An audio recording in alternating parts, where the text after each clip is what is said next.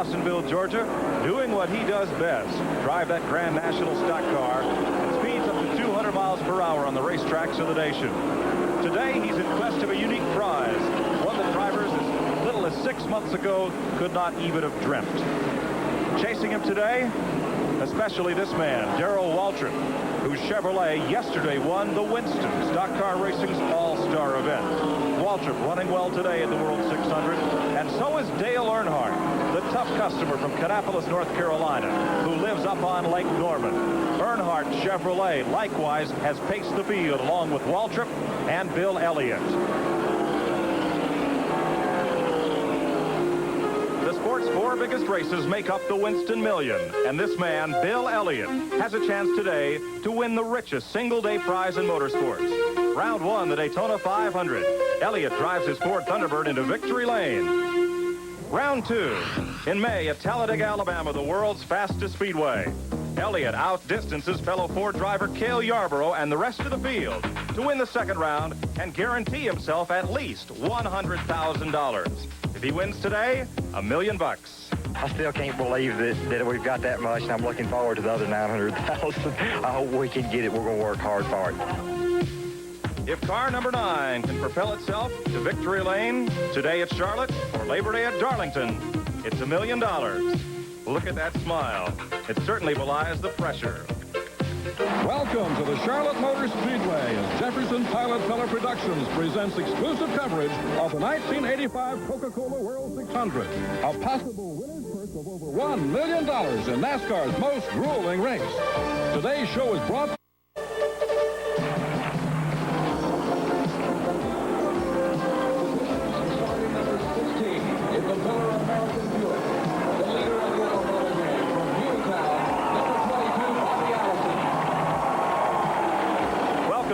biggest single-day sporting events in the world.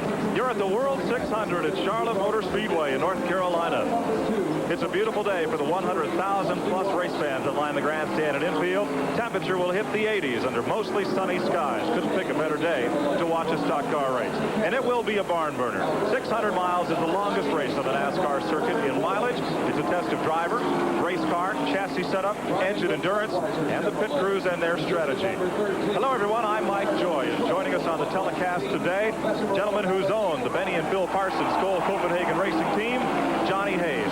Bill Elliott is the story here at Charlotte Motor Speedway. Could you believe when you got involved in stock car racing that one Sunday afternoon a fella could come out and win $1 million? Well, it blows my mind. I know last year we had $250,000 in 16 races, and we were tickled to death.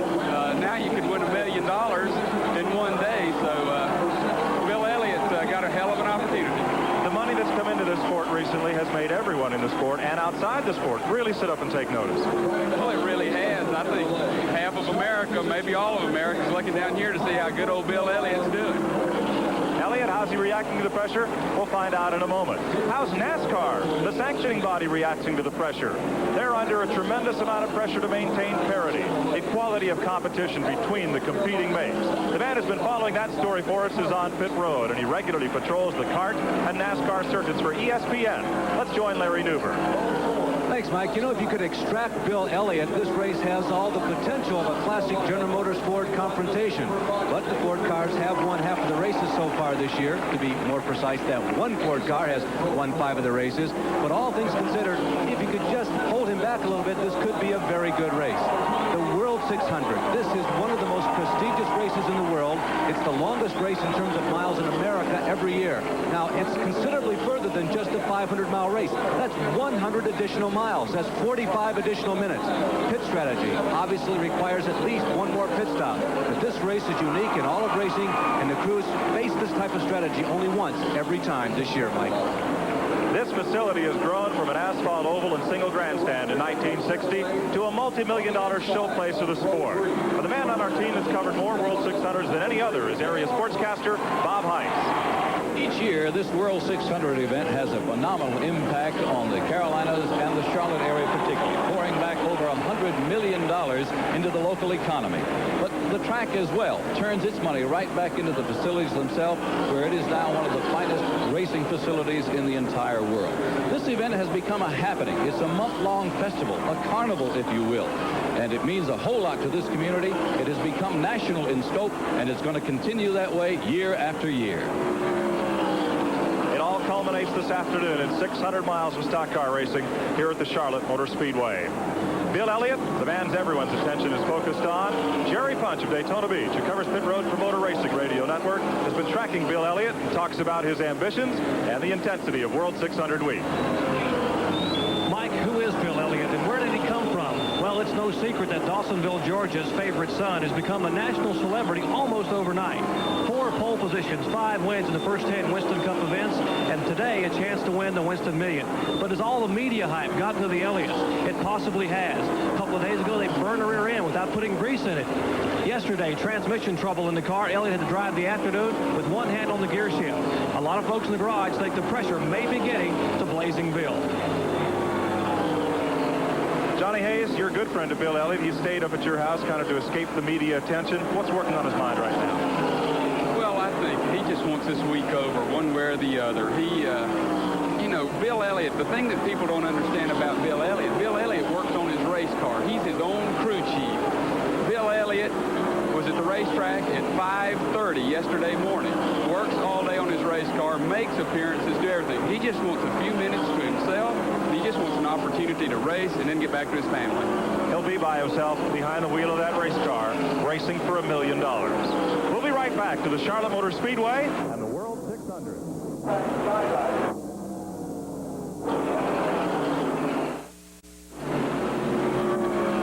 At the Charlotte Motor Speedway earlier this afternoon, the field assembled on the starting grid 42 strong of the finest Winston Cup stock car drivers waiting to roll off for 600 miles, the longest racing distance on this NASCAR circuit. On the right side of your screen, you see Bill Elliott's car on the pole position, 2.5 miles per hour faster than anyone else qualified for this race. With the command of start your engines and the balloons in the air after they'd inflated a huge giant Statue of Liberty as part of the immense pre-race celebration, they fired the machines. They got set to roll off pit road. You're looking out the front window there briefly of Lake Speed's automobile. We'll have an in-car camera riding with Lake today. And there the field rolls down pit road. Elliott on the pole, Harry Canton, a Chevrolet outside. Chevys for Jeff Bodine and Darrell Waltrip in row 2. Back in row 4, Cale Yarborough, he'll be a contender. There's Kyle Petty in the 6th row. In 7, Neil Bonnet didn't qualify well, nor did the Winston Cup champion, Terry Labonte. Back on row 9. Looking back through the field, Greg Sachs in a new ride this weekend. Ron Bouchard way back in the 12th row. Mike Waltrip, Darrell's brother, makes his first Grand National start today. There's Lake Speed back in 25th position. You'll see how he runs his race. Richard Petty back in the 15th row. Dick Brooks in a brand new car. I'll tell you about that later on today. Lenny Pons substituting for injured Ken Reagan. Jimmy Means, Jim Sauter out of the Midwest. Mark Stahl from California. Hillen and Bierschwell from Texas round out the field. 42 cars took the green flag here at Charlotte Motor Speedway, all chasing Bill Elliott in that Ford Thunderbird. You're seeing the pace laps on videotape from earlier this afternoon as they dropped the green under 80-degree sunny skies, and nearly 150,000 race fans were here to see it. There's the look on Lake Speed's car, seeing what the driver sees as they line up for the start. You see the pace car just barely stretching the field out up in turn number 3. This was the moment as they started the World 600 and put them under the green flag. Elliott was expected to jump off from the pole with the lead. On the outside, Harry Gant, running strong in practice, qualified very well, expected to be a contender. It's Ford versus Chevrolet on the front row as they come down for the start earlier this afternoon. To the green flag, and Elliott immediately jumps out with the lead. Jeff Bodine comes up from 3rd to run 2nd ahead of Harry Gant. Waltrip is there, top of your screen. Tim Richmond and Dale Earnhardt are there as well. There is Elliott immediately stretching away from the field. As Bodine and Gant battle for the 2nd position, the Elliott Express begins to establish its dominance here at Charlotte Motor Speedway. There's an 8-car length lead in turn 3 of the first lap. Elliott led right up until the first caution flag. Prior to that, several of the contenders ended up out of the race. The first caution flag flew on lap number 8. There's the smoke from Benny Parsons' car, the Copenhagen Chevrolet. And on the 8th lap of 400 laps, Benny Parsons has to call it a day. It's the 2nd year in a row that Parsons is the first car to fall out of the World 600. Very dejected, Benny Parsons coasts toward the garage area. He was not the only major contender to suffer misfortune in the early running here. On lap 19, Cale Yarborough makes the hard left turn to the garage area. Something broke in the motor of that Ford Thunderbird. Cale has never won the World 600. And here's Buddy Baker, the winningest driver at Talladega. He's won here at Charlotte as well. Not today. The only Oldsmobile in the race. Spins up in turn number 4. Baker's car is broken. He's through for the day. Caution flew for Baker's incident on lap number 59. The lead has been swapped back and forth. Elliott's been at the front. Jeff Bodine, Darrell Waltrip, Lenny Pond led a lap under caution. Bobby Allison, Dale Earnhardt, and Tim Richmond have all been at the front of the field. And late in the action, lap 86, Elliott goes around the outside, the high side, the long way around on Dale Earnhardt. And Earnhardt, whose car has been working exceptionally well at the bottom of the racetrack, loses the lead to Wild Bill Elliott as they lap past Clark Dwyer. So that Ford, and only that Ford, been in front of the field a good part of the afternoon. A number of Chevrolets have led this race, and the Buick of Bobby Allison. Earnhardt's a tough customer. You see, he doesn't give up the lead without a struggle. It stays right to the inside of Elliott. But it has been Bill Elliott at the front of the field a good part of this afternoon. We're now live at Charlotte Motor Speedway, picking up the action, and we're under caution once again. Kyle Petty's car had slowed to a stop down in the corner, and the Wood Brothers, or Ford rather, one of the pre-race favorites, now sits on pit road being attended by Leonard Wood and the crew. Waltrip is the current leader under this caution, and Earnhardt running in second. They're two of the pre-race favorites to chase down Bill Elliott.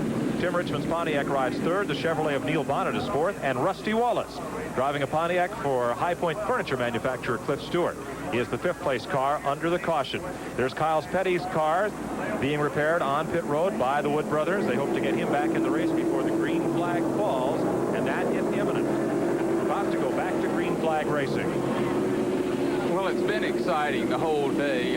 The cars are racing much stronger than I thought they would, Mike. They came right out and went for it, and we've had good racing all day. I thought they'd be a little more conservative on a 600-mile race. Green flag is back on, lap 159, 240 miles into the event. Waltrip the leader. Earnhardt right with it. Rusty Wallace down to the outside making a surprising charge. Good young driver out of St. Louis. He's running third.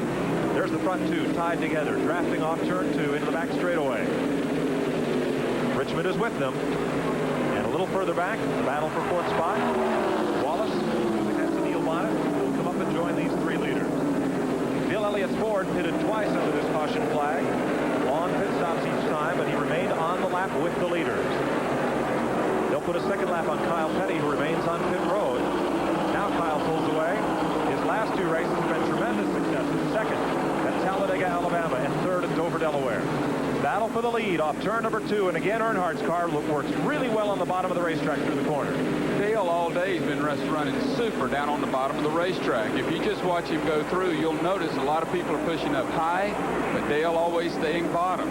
We were told earlier if you stay on the bottom, you use your tires up faster, so we'll just have to watch that. Where's Bill Elliott's Ford? Mired in 12th position, middle of the pack, as the leaders come to the start-finish stripe at Charlotte Motor Speedway and head back for turn number 1. Waltrip, there's Earnhardt again. He's right on the bottom. And Waltrip is pulling away a little bit, even though he's got the longer way around. 3-car length advantage for Darrell Waltrip, who won yesterday in the All-Star event, a 70-lap, 105-mile affair for last year's race winners. Crossing the start-finish line, Waltrip's engine exploded, and he coasted to victory lane. Waltrip and Earnhardt back to turn 1. Again, it's Earnhardt on the low side, and he gets a little closer to the leader right now. Comes back up in the draft. I think Darrell Waltrip, this has been the best week of the year for him. He won $200,000 yesterday, which isn't a bad payday. That's the season for the teams I used to own. And he really was back on his feet. I've never seen him more up, more excited, and he thinks he can go out and come right back and do it back to back. And he's running like the day he's got a shot at it. Car is about to overhaul Mark Stahl out of Chula Vista, California. One of the 6 Fords entered in this race. There are 28 of the Chevrolets, such as the two that lead the field. Waltrip on the left side of your screen, Earnhardt on the right. Tim Richmond Richmond just out of view, and there's a look out of Lake Speed's car right behind Bill Elliott. Elliott is running in 11th position. Speed would be the 12th place car. Pulling up on Joe Ruttman's Chevrolet. Speed catches a bit of draft through the corners. Watch him work the wheel back and forth to keep that car in line. And Elliott ahead of him gets a little loose coming off turn 4. Well, you know, Bill, he had the perfect setup. He hit everything just right earlier today. And this racetrack is getting a little more in the race. The racetrack's getting a little slippery. You miss the combination just a touch, and there you are. There's Elliott's Ford on the left side of your screen. Joe Ruttman, Chevrolet, number 4, and then our camera car, Lake Speed, number 75 on the right. Joe Ruttman's had a real good run today. He's been up there, up front all day, running well. His Folgers Coffee car is just doing a super job. Elliott chasing Ron Bouchard. Bouchard is posted as the 8th place car. That will make Elliott 9th. Ruttman in the 10th position. I think Ron Bouchard's a story, too. They've gone through some major shakeups, and he's had one of his best races of the year. Looking at the front 4. Waltrip on the left side of your screen, and he's opening up a bit of advantage on Dale Earnhardt. Earnhardt now has to contend with the charges of Tim Richmond. 4th place car moving in. That's Neil Bonnet, Waltrip's teammate. Junior Johnson, legendary driver with 50 Grand National stock car wins, owns both the Waltrip and Bonnet cars. To the start-finish stripe, and here's Bouchard, and loose. Boy, Elliott gets right into the side of Bouchard. That was close, I'll tell you. Bill Elliott's going for it. He knows we're back on TV, and I think he's ready to tell America, hello, here's Bill. He's ready to win $1 million. Report from pit road is Bill Elliott has lost his in-car radio communication with his brother Ernie DeCarucci. That'll make it tough for them to figure pit strategy, and we're likely to see the old-time pit boards in use, and they'll signal the driver by use of the blackboard.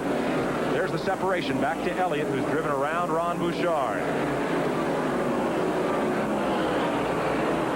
He is now back about 9th or 10th position on the racetrack. There's that race for second. Earnhardt now is up in the high groove. He's had to give up the low side of the racetrack in turn 2 to Tim Richmond. Neil Bonnet right on Richmond's bumper. And they go back single file in the draft. We've seen 3 abreast racing down this back straightaway earlier this afternoon. You know what's funny about this thing? We've been watching this race for a long time, and Neil Bonnet hadn't run a lick all day. And we went on national TV, and Neil Bonnet is flying up front, doing good. Bonnet is at least, we thought he was a lap down after making the pit stop earlier. We'll check that with timing and scoring. This is Earnhardt, blue and yellow Chevrolet, owned by former race car driver Richard Childress. Had a successful career himself. The leader is Waltrip. Earnhardt is the 2nd place car. Running in 3rd now is Neil Bonnet. In 4th is Tim Richmond. We'll be right back to Charlotte Motor Speedway. Here's the progress of the race so far. 170 laps have been completed, 255 of 600 miles. 11 lead changes among 9 drivers. The caution flag has been out 4 times. First for Benny Parsons, then for Dick Brooks and Sterling Marlin, then for Buddy Baker's lost engine, and for Kyle Petty stopping out in turn number 2. Average speed down to 137 miles an hour by virtue of the 4 caution flags. Drivers you're not seeing on your screen include Parsons, who went out of the race on lap number 8. Trevor Boyes lost an engine. Kale's in the garage. J.D. McDuffie, rookie point leader Ken Schrader, Buddy Baker, and Greg Sachs, who's now in the James Hilton car. Bill Parsons, your other car, Johnny, that's in the garage, and so Jimmy Means. Let's go down to pit road and Bob Heiss. I'm standing here with Ernie Elliott, and Ernie, you've had a couple of long pit stops. You had to come in twice that last caution period. Why? Yeah, we got a radio problem we were trying to correct, and it just took us a little bit of time. On an earlier pit stop, you had to put some tape on the front. What did the NASCAR officials tell you? Well, what happened was the debris knocked the headlight door in. We just had to fix it. That's a normal thing. Still, he's running good. Yeah, the car's running good. We're still adjusting on the chassis. Thank you. That headlight door was not a normal thing at Daytona Beach, Florida, in the Daytona 500. Elliott had a 20-second lead on the field, and one of those headlight doors that blocks off where the headlight would be if it were installed in the front of the car came off the car. The NASCAR official made them tape that over at Daytona, and it cost Elliott 40 seconds. He went back on the racetrack with a 20-second deficit, but of course he continued on to win the Daytona 500. Absolutely, and maybe the secret is headlight doors to racing. Everybody's been thinking engines, Fords, and maybe it's headlight doors, so I'm going to have everybody check on headlight doors. Talk about fixing the radio. It's not the AM/FM stereo as we watch this battle for the lead. Waltrip on the inside, Earnhardt on the outside of the racetrack. That's the left side of your screen. Earnhardt just outdrives Waltrip to the corner. Now, this is a long race. There's still over 300 miles of racing left to go. So Waltrip likely will not put up too much of a struggle if Earnhardt insists on taking the lead. No, Darrell Waltrip's philosophy from day one has been let's outsmart him. Darrell Waltrip will be running with you door to door. Then all of a sudden he'll drift back and people will go by. Tim Richmond jumping into it right now. Richmond, like Earnhardt, the leader in car number 3. Richmond's in 27. He is a go-for-it from the green flag style driver. Oh, absolutely. Every time the fans see Richmond and Earnhardt close together, you know you're going to have action because both those boys like to get it on. Earnhardt prefers to run up front, no matter what the cost. And he would rather, and his car owner would rather have him put the car in front and crash it trying than ride around in the middle of the pack. Lap traffic, and look at Waltrip thread the needle as they lap around this lower car. Back of the pack, here's Bouchard racing Lake Speed and Kyle Petty. Now, Kyle is several laps down. Ron Bouchard is right in the thick of things. He's in car number 47, the Buick. Lake Speed in the number 75 Pontiac. You'll be riding with him again later today as we show you pictures. Our in-car camera. There's Lake Speed working in the high groove, coming off turn number 2 and down the back straightaway. Check in the mirror. Look to the left side for traffic. There's that tachometer needle pointing up around 7,000 RPM. You know, Lake Speed and the Nationwide car, they've had a super year. Those boys will run hard. Butch Mock, Bob Rahilly. These are not rich guys. These are guys that have just put it together on their own. I don't know how they pulled it off, how they've done it, but we all respect them, and they've done a heck of a job. Back with the leaders, Waltrip on the left, Earnhardt on the right. As they continue to shuffle the lead back and forth. Tim Richmond has wanted a piece of it, but Richmond has led this race earlier today. Not quite near the front right now. Jerry Punch is in the Wood Brothers pit. Well, pit stop, they changed 2 right side tires. They also changed 2 left side tires. The reason for the pit stop, this tire just sitting beside me here was cut to pieces over in turn 3 at 170 miles an hour. Kyle Petty got the car sideways, was able to get the car gathered back in, made it down pit road, but you see not much left of this Goodyear Eagle here in the pits. Won't turn that one in for recapping. No, that didn't look real good. Here's Earnhardt pulling right up on the back bumper of Waltrip. He'll try the low side, and Darrell gives him just enough room to get up alongside. Coming back to the start-finish stripe. Who will lead this lap? Earnhardt by about 1.5 feet. And with the low groove, he'll outdive Waltrip. Down into turn number 1, past the condominiums and the VIP suites. Interesting article ran in the Charlotte paper this week about how the real race fans view Charlotte Motor Speedway and how the folks in the suites view it. And the folks in the infield, they think the folks in the condominiums have a bad view. They hate to watch the race from up there, and vice versa. I think they're having a whole lot more fun out there in the infield. From my angle, I think that's great. But all those rich people up in the suites think they do it real good too. So something for everybody. Yeah, I'm glad I'm rich and poor. Earnhardt is back up front. The Wrangler Chevrolet, the blue and yellow car, number 3. Waltrip in number 11, lapping past Clark Dwyer and Midwest short track standout Dick Trickle from Wisconsin. Who ran well early, but his car has fallen off the pace a bit. Slick Johnson being overlapped by Dale Earnhardt. With Earnhardt's crew chief is Larry Newber. Well, this is Kirk Shelmerdine, the crew chief for Dale. You guys look very fast today. Can you beat those Fords or that Ford? Well, it depends on how the cars fall, really. We can run as fast as him on a real good set of tires. Other times we're off. Looks like he may be a little off right now. So it really just depends on who can get a good setup at the very end of the race. Some of the guys running up front have appeared loose at some times during the day, but you guys have looked tight, very tight, all day. We tightened him up just a little bit the last pit stop, and it seems to be helping. But the track is getting looser than it was at the start, yeah. Well, one of the big hopes for the General Motors products, Dale Earnhardt. Speaking of slowing down, this car, Bill Elliott, has just lost a bit of ground. Richard Petty, car number 43. The sport's winningest driver just went past Elliott. You see he's a little loose there off the corner. Means the back end wants to come around and pass the front end. Ricky Rudd also went past Elliott's Ford a couple of laps ago. And Elliott not having much luck with Richard Petty. He may be conserving that race car. 600 miles is a long way to run here at Charlotte Motor Speedway. The report is that Elliott may pit. Ernie is on pit road holding the pit signboard. That's usually an indication that the car is expected on pit road. At Talladega, Alabama, they made a pit stop to replace an oil line, and Elliott made up a full lap on the racetrack. He is slowing in turn number 4. man who can win the million today is on pit road under the green flag. This means Johnny he'll almost certainly go a lap down. Yeah, definitely. I just don't know what they're going to do here. It looks like they're going to change the left side tires. We got him. Clock is running on Elliott's pit stop. It is left side tires. They will fill the gasoline while he's in. Wipe of the windshield and a wipe of the grill off that long stick. Only 5 men allowed over the pit wall, and Elliott, that is fast, 12.3 seconds. Absolutely, and don't ever underestimate those guys in the crew. They're the guys that are really racers. You hear Bill Elliott, you never hear about those boys, and they do a heck of a job. And that race will probably be won in the pits. Battle for the lead up front. Bill Elliott comes back on the speedway, but Earnhardt gets the lead away from Waltrip. How much abuse are Waltrip and Earnhardt putting on their cars right now, racing back and forth for the lead? I really don't think they're doing a whole lot. I think as an ex-car owner, I understand all these major sponsors are here. We're on live national TV, and everybody wants to be up front to impress their people. And I think they're up there. They're going to do good, but I don't think they're going to do good. Darrell Waltrip is too smart to punish his car at this point in the race.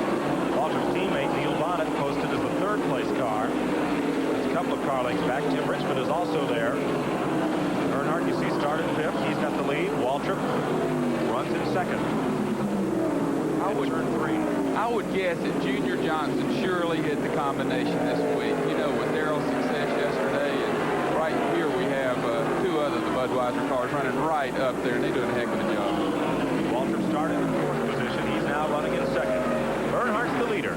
Waltrip is second. Bonnet is third. Tim Richmond is fourth. And Jeff Bodine is fifth. We'll be right back with more of the World 600 after this word from your local station.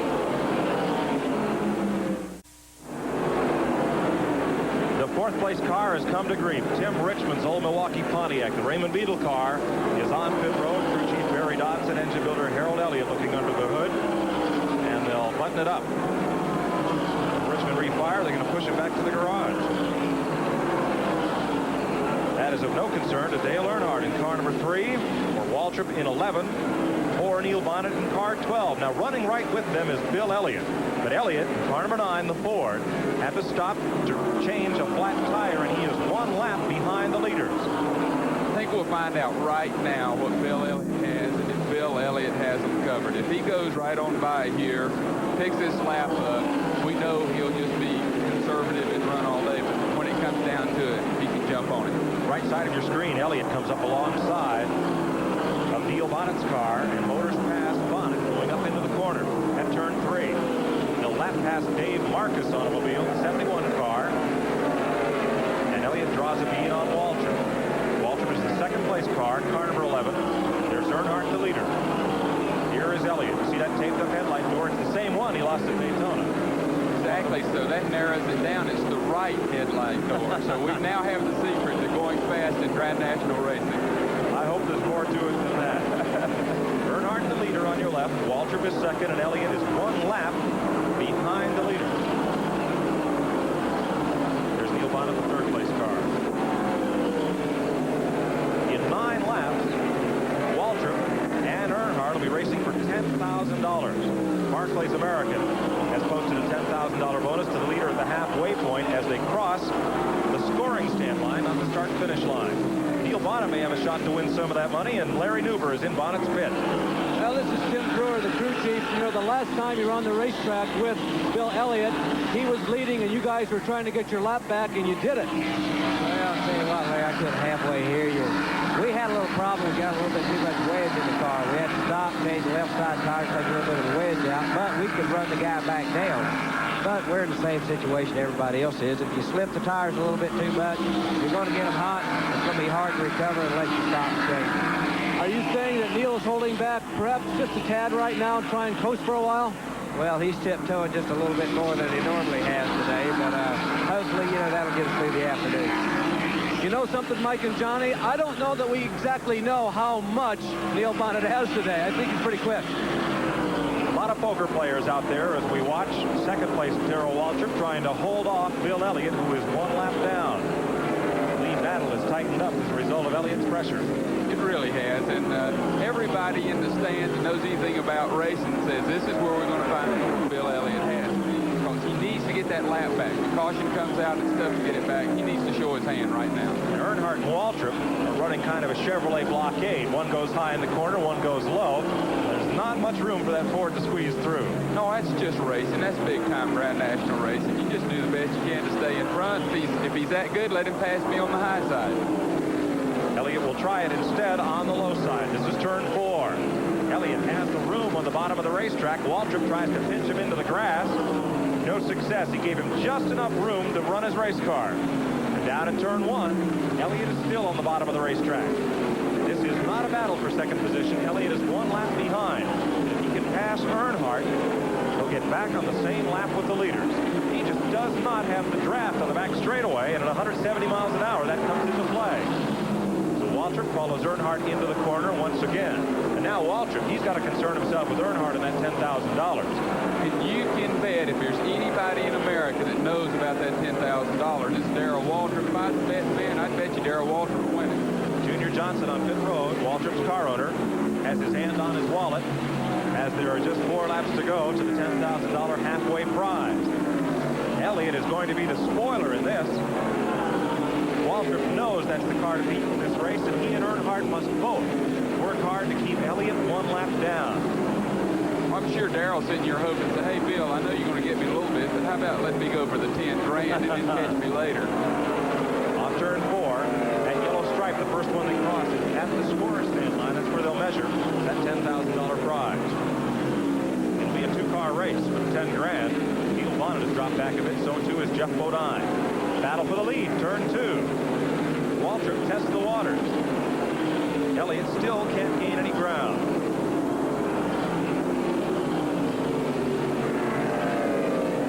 There is Elliott's Ford tracking just about the same groove as Waltrip Chevrolet.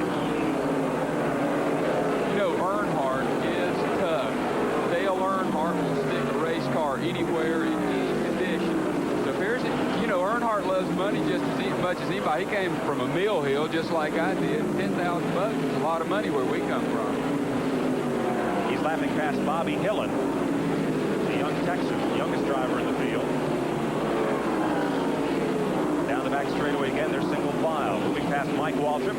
Darrell lapping past his younger brother. Mike making his first Grand National start. 1 more lap, and it's $10,000 on the cash register for one of these 2 drivers. And Bill Elliott remains the spoiler in what is essentially a field of 2 at the moment. Well, Dale just hit his tires up coming out of 4 a little bit, so he's feeling the pressure. Turn 2, back straightaway. Earnhardt takes it right up to the racetrack. Backstretch. Waltrip. This will be for the $10,000 as they hit the first yellow stripe off turn 4. Slow traffic will be a factor. Watch Earnhardt just block him. Earnhardt's going to use the bottom. Slow car ahead. They come to the line. Waltrip jumps right underneath. He wants the money. He doesn't get it. Bang, and they touch twice, and Waltrip's in the grass. Johnny, you called it. Earnhardt will do what he has to do. And here goes Elliott around Waltrip. That will not help Waltrip's chances to win this race, and Earnhardt stuck him right in the grass. Well, these boys are not money motivated. I told you that right off. Oh, no. But Dale Earnhardt will get the $10,000 from Barclays American Financial Services, and the Barclays run for the money, adding a little extra spice to the halfway point in this race. Here's some spice right here. Here's Elliott, and he wants that lap back from Earnhardt. The fans are cheering him on. They'd love to see him win that $1 million. Earnhardt just got the 10 grand. Here is Elliott in search of $1 million. And he gets back on the lead lap down in turn 2. And that was, if it wasn't wise thinking, it was certainly a charitable gesture on Elliott's part. He let Earnhardt and Waltrip race for the 10 grand because he knew this would be a fracas. Take another look at it. Well, you can see coming in here, Darrell just let it go, but Dale Earnhardt says, wait a minute, baby. Into the grass. You go. Come on. Elliott let that happen because he knew that could be disaster. In the Earnhardt pit is Gary Piper. Richard Childers, Richard, your driver just picked up $10,000, but it wasn't too easy. No, we knew Darrell was coming. We feel he's sitting back there saving his tires. They both give it a good run for it. Well, that's Richard Childress, the crew chief and car owner for the Wrangler Chevrolet, that's now $10,000 richer. Wonder if his comments would have been different if he'd had the view we'd had. Oh, I know it. I love Richard Childress. I tell you, he's another one of the guys that doesn't have big bucks. Richard Childress is just a good old boy that raced all his life. He's got some sponsorship, but he does not have the mega bucks. He's got him a heck of a race car driver, and his crew, they live, run hard, good boys, and I just got the utmost respect for them. Last year it was said that there's no crew that works harder or parties harder than Richard Childress. Oh, absolutely. One of their crew guys, Chocolate's my hero. I mean, he's a legend in his own time. We're watching Dale Earnhardt. He's the leader. Car number 3, the yellow Chevrolet, owned by Richard Childress. Kirk Shelmerdine is the crew chief. Right behind, Darrell Waltrip. I would like to point out the courtesies between stock car racers. Bill Elliott knew that he did not have an opportunity to win that $10,000, and he was gentleman enough to back out, let the boys settle it, run hard as they could. Now he jumped back in, drove right by both of them. So as I told you, we can tell what Bill Elliott has. Well, he's there. Here's Waltrip again going for the lead against Earnhardt. And this is an important day and an important race for Earnhardt. Your major sponsor has been on the car a couple of seasons. That's Wrangler Jeans. Brand new sponsor, Mr. Goodwrench, joined the team this week. All those folks are here to watch the World 600. And also a lot of Earnhardt's friends and family. His late father was NASCAR National Late Model Sportsman Champion, and there are a lot of folks from the Kannapolis, North Carolina area that are here to watch Dale Earnhardt this afternoon. Charlotte Motor Speedway is Earnhardt's home racetrack, and it's a very special place to him. Well, it being my hometown track, you know, it is a little better. A lot of family and friends come out and watch us race that don't get a chance to during the regular course of the season. So it does feel good coming to race in Charlotte. This is the first super speedway racetrack I raced at, and you know, it's like home.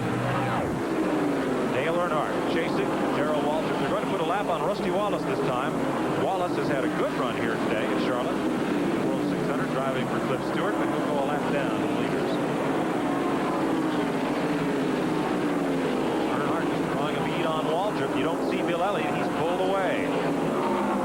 There is Elliott, left side of your screen. He is on the lead lap at the tail end. What that means is if the caution flag would come out, the pace car would pick up Waltrip as the leader. Everyone else, including Lenny Pond and Bill Elliott, there just ahead of Waltrip's number 11 car, would be able to come around the racetrack and pick up the tail end of the field. I would like to say something about Darrell Waltrip. You know, Darrell Waltrip's one of those guys that 50% of the fans stand up and boo him, and 50% of the fans sit there and he's their hero. One thing I'd like to say about Darrell is he's just one of the nicest guys off of that racetrack. I would compare it to playing pro football. I have a good friend named Joe Klecko who plays for the New York Jets. When Joe Klecko jumps across that line, he'll kick you good. That's what these guys do on the racetrack. Off track, it's super good. Waltrip leads Earnhardt by the slimmest of margins. One car lead. It's 3 to make that 5 Chevrolets up front, including 3rd place Bodine, 4th place Bonnet, and 5th place Harry Gant. Lake Speed, car number 75, trailing Ron Bouchard. Trial back to turn 1. You can see a little bit of oil spattered on that windshield. The fuel pressure gauge bounces back and forth a bit. Speed is running in the 14th position. There is Bouchard as he moves up underneath. Gets a little free air through that radiator. You know, I was one of the best windshield washers in the history of NASCAR. 2 years in a row, I was really world class, and everybody underestimates that job. But if you look at Lake Speed's windshield, he wish he had that thing clean right now. I bet he did. It's got to be tough to see, especially when you have to run 160 miles an hour. Here's the leader, Darrell Waltrip, as Joe Ruttman comes to pit road.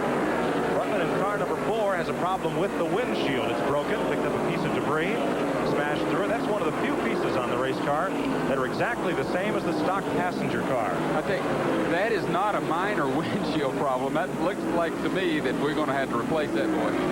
That windshield will come out, and some of these teams can change a windshield in about 60 seconds. Yeah, it's unbelievable. You know, they practice all this stuff. You know, this isn't just jump in and do it. They go home and practice this stuff. Mark Stahl also comes on to pit road, but he must have hit a turkey or something. I can't imagine what knocked it out that much. And Ruttman was the 7th place car. He was on the lead lap and having one of his better runs of the season. Out with the old, in with the new. There is Ruttman, native of Upland, California. His brother won the Indy 500 in, I think, 1952, Troy Ruttman. Yeah, Joe Ruttman's just a super guy. His brother comes with him a lot to the racetrack. He's a guy that's a heck of a race car driver. He's never won his first race. He's run good since he's been here. You just keep hoping something's going to break his way one of these days. The third Ruttman brother, Jim, owns a string of motorcycle shops up in Michigan. Sometimes comes to the races with his brother. There's Bill Elliott just ahead of Darrell Waltrip. Elliott is on the tail end of the lead lap. Much like Talladega, Alabama, where he won the second leg in the quest for the Winston Million. Elliott came from a lap down to win at Talladega, where horsepower is at a premium. Waltrip is the leader, and Larry Newber is in his pit. Well, this is Jeff Hammond right now, chucking with Stevie Waltrip, who's keeping score and keeping time with what's going on. Any vocal reaction from Darrell after the money lap? No, I think there's more reaction from me than it was from him. Time to time, that's the way racing becomes. You got to kind of push and shove to get what you need or what you want. So, we all learn to live with it. It's just a shame it has to be that way. Jeff, it's been a good weekend, though. That was a big, big win yesterday, wasn't it? Yes, it really was. I think it got everybody kind of geared up for the day. And hopefully, maybe the good fortune will continue the rest of the day. So far, everything's gone pretty well, and hopefully just continue. Now, we're just past the halfway mark, but has Darrell given you any reaction as to how strong Elliott is going? Does it look like to you guys that Elliott is the guy to beat? Well, so far, it looks like Bill's going to be one of the toughest competitions, but Dale's running good. You can't count Bill out, he's still in the hunt for this thing, so it looks kind of like time will tell and see how everything goes. If I get 4 good tires on, he's going to be hard to handle here at the end of the race. Talks to Jeff Hammond. There's Richard Petty moving past the leader. Petty unlapping himself. He recently made a pit stop, so he's got fresh tires. And scheduled pit stops will be coming up shortly. So Waltrip is the leader. Richard Petty getting back on the lead lap. We're looking at Petty, and we're looking at Bill Elliott from out the back window of Lake Speed's automobile. As they whistle down the back straightaway. Check that front straightaway. Past this packed grandstand, VIP suites, press box. Coming up on the left, condominiums at Charlotte Motor Speedway. They have ambitious plans for this racetrack, including a Major League Football stadium. Yeah, I said that's got to be a joke, but absolutely not. They'll do it. Here's Jeff Bodine on pit road. Charlotte car dealer Rick Hendrick owns Bodine's car. He was the only car to drop out of the Winston All-Star race yesterday, and that, of course, was a different car than he's using here this afternoon. Richard Petty slides up ahead of Ron Bouchard, and there's a look at the race leader as he pulls up on the rear deck lid of Lake Speed. Speed from Jackson, Mississippi, former world go-kart racing champion. Made the jump in a big one to Grand National Stock Car Racing. Finished second in the Daytona 500. A very emotional finish for the team. They just secured sponsorship the night before. That's been the high mark of their season thus far. Waltrip also working around the Ron Bouchard car, putting Bouchard 1 lap down. Trouble on Elliott's car, turn 4. Elliott sliding, catches the car, reels it back in, and gets in line as Dale Earnhardt comes to pit road. And Elliott, everybody goes past him. There's Jeff Bodine just ahead of Elliott, who is slowing coming through the tri-oval area. Johnny, he just about lost it up at turn 4. Yeah, I got cold chills all over me. I can't believe he saved it. He looked like he had the wall eaten up. Let's look at it again up in turn number 4 as Elliott's car has really slowed out of turn 2 and in the backstretch. There is Elliott's car, the red car, and it's about 20 degrees to sideways. That's Bouchard. No, it's not. Excuse me. That's Lake Speed getting underneath him and past. Elliott hangs on. He comes off the corner, that tough, tricky part of the racetrack. Bodine will get underneath him. And he's almost lost and spun the car. So Elliott comes to pit road. So too does Ron Bouchard as we're under green flag pit stops. And Elliott is coming in slow. This is not a normal approach to pit road. No brakes. No brakes. He coasts right on through. And he'll have to go around. NASCAR will not allow him to coast through his pit. And what a heartbreak for Elliott. They have repaired the two-way radio communication with his crew so he can tell them what's wrong. Now he'll have to come around at really reduced speed as we remain under the green flag.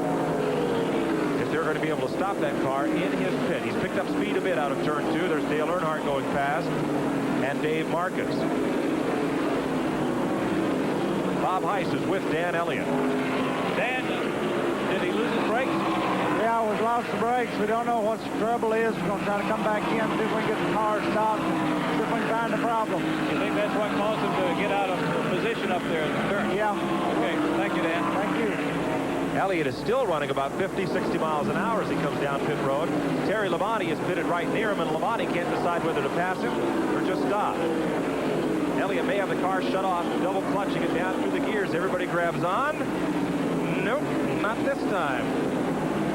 Well, will they chase him or send him on around? Nope, he's got to go around again. And talk about grabbing for the brass ring. This is heartbreaking for them. You know, you just don't know what to say. They knew it wasn't going to be easy, but this is going to be a tough day for them because we're under green, and this stuff's going to be hard to make up. Darrell Waltrip is on pit road. He's the race leader. Terry Labonte completes his pit stop.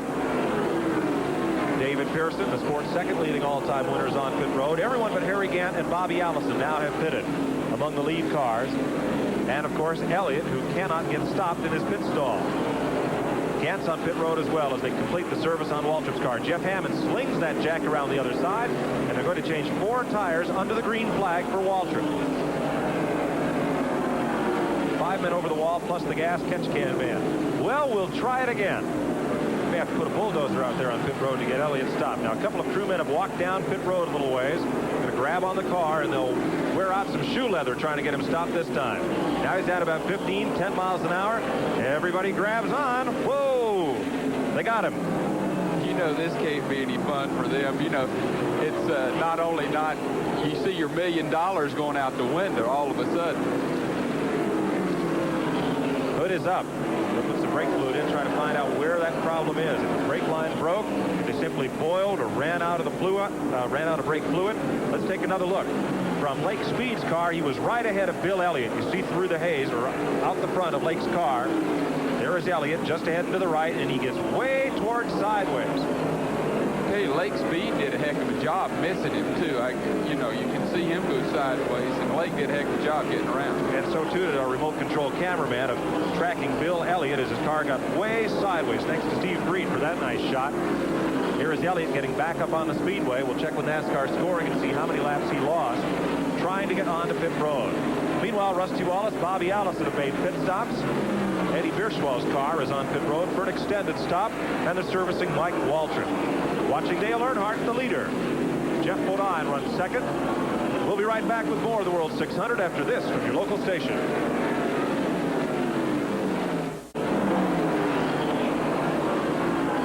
230 laps completed here at the Charlotte Motor Speedway. 373 of 600 miles in the record book. We're watching Harry Gant, who's had an up and down day like he did yesterday. Well, Harry Gant's got that Skull Bandit running now. Before, he cut some tires down, fell all the way back to the end. He's moved all the way back around. He's now running in 5th place. Let's join Larry Newber on pit road.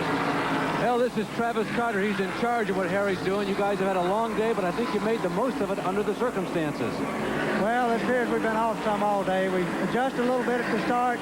We made some more adjustments, changed 4 tires. We want to see what the car will do on 4 tires that we know the stack is right on.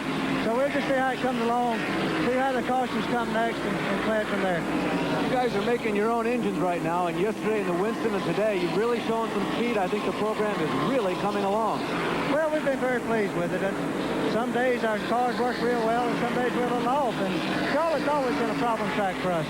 You got to feel like you're one of the real favorites to win this race today, Travis. Well, it's still almost half to go. We won't give up till it's over. Mike, that's Harry Gant. I guarantee you he'll be in it till the end. He will if there's any possible way. You're watching the leader, Dale Earnhardt. At 231 laps, Jeff Bodine is second. Neil Bonnet rides third. Darrell Waltrip now back to 4th spot, and you saw Harry Gant, who is 5th. Bill Elliott is 3.5, almost 4 laps down. As you see Earnhardt on your screen, Darrell Waltrip moving past our in-car camera machine, Lake Speed, who is in about the 14th position last reported. And there's Waltrip again, right back down at the bottom of the racetrack in the corner. Darrell's run good all day. You know, Darrell, you just tend to say, well, Darrell was leading, or now he's dropped back to 4th, and his partner's going by him. Hey, Darrell's playing the good, smart, conservative role, take care of his tires, want to be there at the end of the race to win the big one. Several years ago, Waltrip, like Tim Richmond and Dale Earnhardt, wanted to get to the front, wanted to put the car up there and prove himself. But he's won more than 60 times on this circuit. And now he's become much of a driver like David Pearson. kind of not lay back, but don't abuse the car. Run the car as hard as you need to and save the car for the end of the race. I think that's a smart thing. Let's just save it. 233 laps are complete at Charlotte Motor Speedway. 8 drivers have swapped the lead around 16 times. Still just 4 caution flags. The average speed, 140 miles per hour. Bill Elliott, 3+ laps down. He's about 3 seconds shy of going 4 laps down to this man, Dale Earnhardt. And the latest report from pit road is that Elliott's team will replace the master cylinder for the braking system.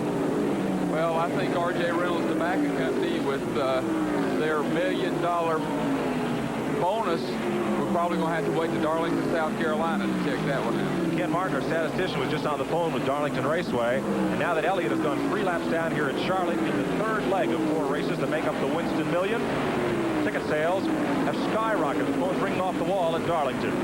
Here's a look at Neil Bonnet as he works late speed. Bonnet is the 4th place car and moves past number 75. You see it as Lake Speed sees it out the windshield of the Bob Rahilly and Butch Mock machine. Bonnet's had a pretty good day here, but that team, they won at Rockingham. They have either been right on the money with the setup. I think we said earlier, he has either run like a house of fire or like a house burned down. Yeah, I tell you what, they got off to a great start. They won 2 races this year. And when you race against Bill Elliott, the 2 races is a great year. I think that Tim Brewer was the key to turning that whole thing around. When he came back as crew chief, he's done an excellent job, and they're back on their game. You can watch them every week. Here's Bill Elliott once again, more than 3 laps down, and that's 3 laps to separate him from the remaining $900,000 he wants to earn as part of the Winston Million. Since he's won Daytona and Talladega, that's $100,000 to the Harry Melling team. This all go in Bill's pocket. And his stock answer when people ask him what he'd do if he got the $1 million, would he build a house? He'd say, no, I've got what I need. Well, I think the whole deal here is we've all written Bill Elliott off, okay? It's a 400-lap race. If we get enough cautions, Bill Elliott can make those up. Now, if he has to go back and change a master cylinder, we can forget it. But if it stays out here, Bill Elliott can make those laps up. We just have to wait and see what their strategy is. If they don't change the master cylinder on this car, number 9, this Ford, pit stops are going to be a big problem if he has to make them under green. Absolutely. I just don't see, I really, being honest, just don't see how he has a chance to do it. But I want to tell you one thing. Bill Elliott, when he walks out of that race car, won't be any different. And if you paid him $1 million or if he wants to get this week over, he's tickled to death to get to Riverside. He enjoys it, has some fun on the road course, pressure's off. And then he'll have to wait till Darlington to get completely messed up. Now, one fellow on the team, Butch Stevens, weighs about 260 pounds, but if they stood him on pit road right in front of the car, they'd have a hard time stopping him. Yeah, Big Butch is real smart. He's not going to jump in front of your race car. No, sir. Here's Dale Earnhardt. He's the race leader, driving for Richard Childress. The tough customer, they call him. Hard charger is a name that applies, much like A.J. Foyt in his driving style. Go to the front, get there, stay there, no matter at what cost. This is Jeff Bodine. And Bodine had an awful day yesterday in the Winston. Didn't finish that event, the only of 12 drivers not to do so. And what a shame. This team has spent 600 miles testing this week. Yesterday, they didn't run 20 laps. Let's go to Jerry Punch in his pit. Harry Hyde, the crew chief for Jeff Bodine, is standing here clocking Jeff Bodine, talking to him on the radio. Look, Harry, you've practiced so hard for this race, over 600 miles. Do you feel the practice has paid off for you? Yeah, we're running a little bit loose right now, but we're going to tighten him up on the next pit stop, and we should be able to take the lead. Everything's looking real good. Yes, it's helped, and Jeff's done a wonderful job. Well, that's Harry Hyde, the crew chief of the Levi Garrett car. They feel very confident that Jeff Bodine should be moving forward in the next 10 to 15 laps. Johnny, tell us in your words, when that car's loose, what that means. Well, loose is when the rear of the car is trying to pass the front of the car, and that's the next thing you have when you have a loose race car is it hits the wall, usually going around. The pushing race car is when the nose plows toward the wall. So it's much better to drive a pushing car than a loose car. Here's Bill Elliott on the right side of your screen. He's just gone 4 laps down to the leader, Dale Earnhardt. One famous stock car driver in the 60s said, loose is when you hit the wall with the back end of the car. Push is when you hit it head on with the front of the car. As Earnhardt has Elliott 4 laps down, and he leads Jeff Bodine, Darrell Waltrip, Neil Bonnet, and Harry Gant. We'll return to the Charlotte Motor Speedway in a moment.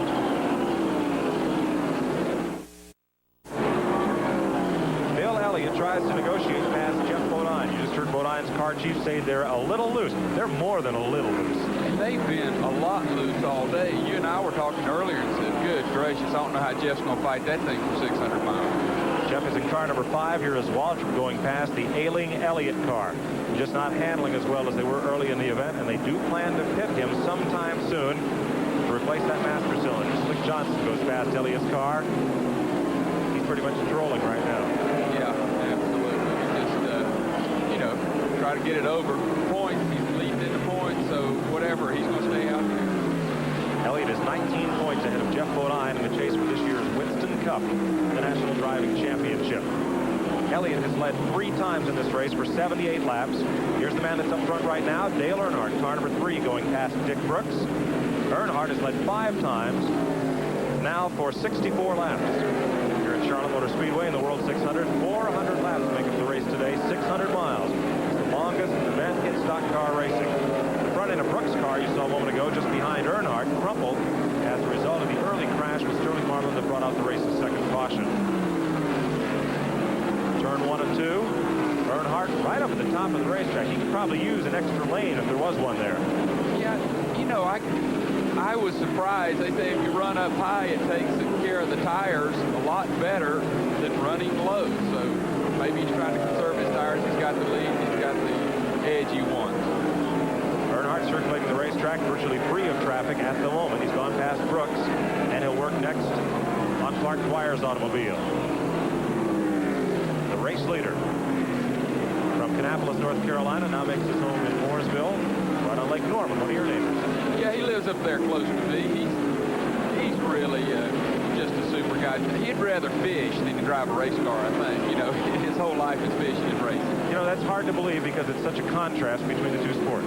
Oh, absolutely. But he just loves to get on that lake and relax and fish, and he loves to hunt. He's a real outdoorsman, and, you know, he's just fun to be around. He laps past Clark Dwyer. That's Honey King for Thunderbird. This whistles around Charlotte Motor Speedway. Earnhardt, very contradiction in terms. On the track, he's a hard charger, a tough driver. Off the track, it's a different story. Bob Heiss talked to him.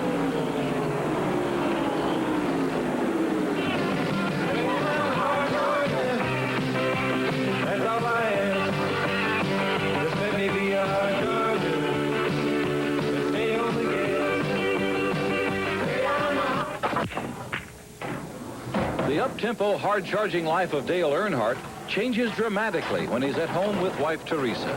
We enjoy being at home and enjoy being with the kids.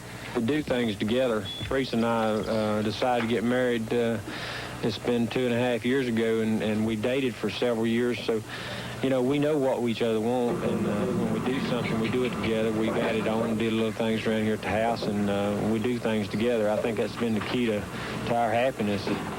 Away from the track, Dale loves to fish and has very impressive evidence that shows his angling skills.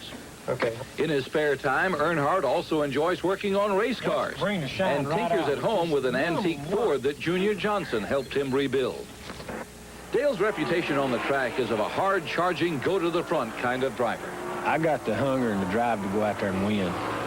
And, you know, I drive a race car hard and determination to go up front and win, you know, to win the race. I just race. I enjoy it, and I'm determined. I got that, you know, fire in me that wants to go up and win and just ever what it takes. And, you know, I try to race within the rules and boundaries and go from there. The son of former short-track star Ralph Earnhardt, Dale's life evolved around the tracks, the mechanics, and the drivers. And now he's a star in his own right on the Grand National Circuit. You know, I'm happy with my career as far as being in racing, and I'm established and everything. And if I could just have maybe 10, 15 years more in racing, as long as I don't lose that drive and that want to get out there and knock them dead and win the race, you know, I think I'll be happy. Dale Earnhardt's the race leader. Here's the race for second spot, Jeff Bodine. He is battling with Darrell Waltrip, and Waltrip on the outside takes the spot away. Waltrip, he's unbelievable to me. I mean, you know, he'll ride along like we were talking. He's right along in 5th place. Looked like everybody's pulling away from him. And I think he's just going to try and say, is the car still working? Yeah, it's working. So don't be surprised if they go by him in a little bit. Waltrip and Bodine circling the speedway. It's Larry Newber is down in the garage, and he's a lonely guy. Yeah, Mike, I really am kind of lonely. You know, down in the pit area, it's hot and it's sweaty. There's a lot of shoulder rubbing going on. And, of course, before the race started, this garage area was literally a beehive of activity with all the cars lined up. Now, really, the only car we can see is the number 11 of Darrell Waltrip. That's the car, at least the chassis, that was disqualified. They wanted to run that car in the race today, but they could not. That was a late morning ruling. Some of the crews sit on top of the trucks and watch the race, and some of the women who are here, maybe a little more for moral support than to really watch the race, sit inside the truck and leisurely listen to the radio, or maybe watch the race on television. It's quiet and really laid back here in the pit area. As they listen to the radio broadcast and watch the event. Here's the Charlotte Motor Speedway. Dale Earnhardt, not Bill Elliott, is the man that's making a shamble of things here this afternoon. He's opened up an impressive lead on Waltrip. Rest of the field, there's Slick Johnson pulling underneath Mike Waltrip, Darrell's younger brother. Only 10 cars in the garage area thus far. That's not very much attrition. No, it's good. I'm tickled to death to see this many cars running good. I tell you, I'm so glad to see Dale Earnhardt have such a great day in front of his family and his friends. It's so important to him. When I was talking with him yesterday, he said he just wants to run good at Charlotte. This is home. These are his people. And you don't get many chances to do good in front of your family. Here's Earnhardt and Richard Petty going at it. Petty just going a lap down, trying to get himself back on the lead lap. As Earnhardt, for the last 20 or 30 laps, has been relatively uncontested. Petty's had kind of a down season. Richard has not done that well. Ran real good at Daytona, ran well at Talladega. They've not been able to put together a victory this year, and he comes to this race mired in 16th spot in the point standings. In fact, Richard has not finished the race in the top 5. Well, I think Richard hadn't lost anything. Richard's had he's had engine problems. His engines have been a little off. He's gone with a new engine development program in California. Those people are a long way away from here, and technology is changing daily. And look at this run for the lead. It is 3 abreast. As Richard Petty has gone past the leader, Dale Earnhardt, here comes Waltrip and Bodine. 3 cars are battling for the lead. As Bill Elliott comes to pit road, coasting on pit road, all attention is on the speedway out of turn number 4. Waltrip, car 11, Bodine is 5, and Earnhardt is 3, and they'll try to put a lap on Richard Petty. Waltrip will do so, and that'll give him a little breathing room. 2 cars behind him. They run single file. Hey, whoa, Bill Elliott's car to a stop once again. Push him into his pit stall. And no, they'll push him behind the wall to make that change. So Elliott effectively is out of the chase for the win in the World 600. He'll still have a chance to win the $1 million at Darlington, South Carolina, Sunday of Labor Day weekend. Just so the fans will understand, it's critical that he does fix this car and get back out there, because you don't know how many cars are going to fall out. He's in a tight chase for the points lead. Here's Bill Elliott on pit road behind the pit wall as they work on the master cylinder of the brake system. Bob Heiss is there. All right, here in the Elliott pit, he drove behind the wall. They're taking the wheels out. They're going to try to put a new brake line in. The original problem apparently was a hole in the brake line, and they may be changing that master cylinder. But it means more laps down for the man who was going after $1 million. And they're working feverishly here to try to get it done as quickly as possible. That's the report now from the Elliott crew. Back up to you. Here's Dale Earnhardt on pit road in the Richard Childress car. Imagine that. You race for $1 million and a 50-cent piece of steel tubing puts you out. Earnhardt almost overruns his pit. It's okay. They'll just walk down and change the tire where he stops.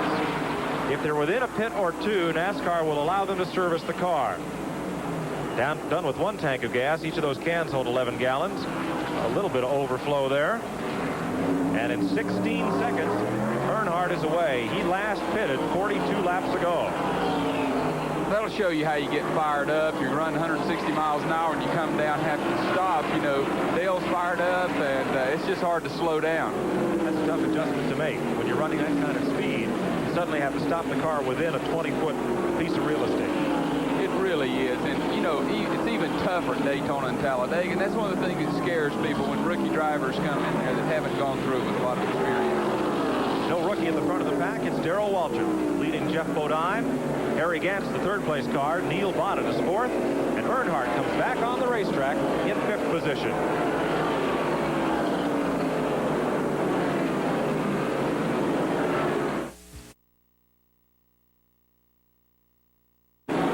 At Charlotte Motor Speedway, Darrell Waltrip's the race leader in the World 600. Geoff Bodine, Harry Gant, Neil Bonnet, Dale Earnhardt are on the lead lap. Bobby Allison is sixth. He's one lap down. Let's go to Jerry Punch on pit road. Moments ago, Dale Earnhardt made an unscheduled pit stop with Richard Childress. Richard, what was the reason for the unscheduled stop? We had a tire going down. We had to come in and get it off. Did this cause your problems, put you out of sequence with the other teams? A little bit, but I think we'll fall back in pretty good. It'll take us a few minutes to figure it out here, but I think we're going to be okay. Well, that's Earnhardt, an unscheduled stop. He's behind, but he'll catch up. Richard Childress there, former driver and a successful one. Had some strong finishes, though he never won a Grand National stock car race. Emulates Junior Johnson. Hikes his knee up, hacks his leg up on that pit wall the same way. Watches the race pretty impassively, considering a lot of the things that happen in that race car. Here's the battle up front. Geoff Bodine is the leader, and he continues to run loose off the corner. That back end just wants to come around and pass the front. Waltrip is right there with him. I'll tell you what, Geoff Bodine, if he's going to drive that thing that way for 600 miles, he's going to be real tired when he gets in. Bodine ran the Winston, the 100-mile All-Star race yesterday, and passed up a chance to drive in the Winn-Dixie 300 NASCAR late model sportsman stock car race yesterday. Turned the car over to Tim Richmond, who won. They are side by side for the lead right now. Bodine is on the bottom of the racetrack. Waltrip up top, both in Chevrolets. There's Bodine. You see the car get skittish on him, and he loses the lead. I'll tell you another thing. Waltrip's so smart. He's sitting there going to put the pressure on Bodine and put the pressure on him, make him heat those tires up, make him do that, and he just drives right by him on the outside. As they explained to us earlier, you stay high, you don't heat those tires up, they last real good. Bodine's running low, heating the tires up, Waltrip's going bye-bye. Darrell Waltrip pulling away an advantage now of about 6 car lengths. As they come up on lap traffic, Rusty Wallace and Mark Stahl are ahead of the 2 leaders. Waltrip may have to crack the throttle, negotiate traffic, and then allow Bodine to close back up a bit. Here is Wallace up in the groove, and that's what happens. Waltrip has to slow just a bit to work past the young driver from St. Louis. And as Waltrip eases past, Bodine closes up a bit.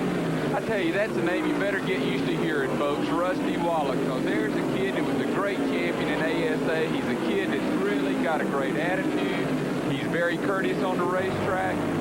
He's going to do a good job. Here's Dale Earnhardt coming up on Lake Speed's automobile.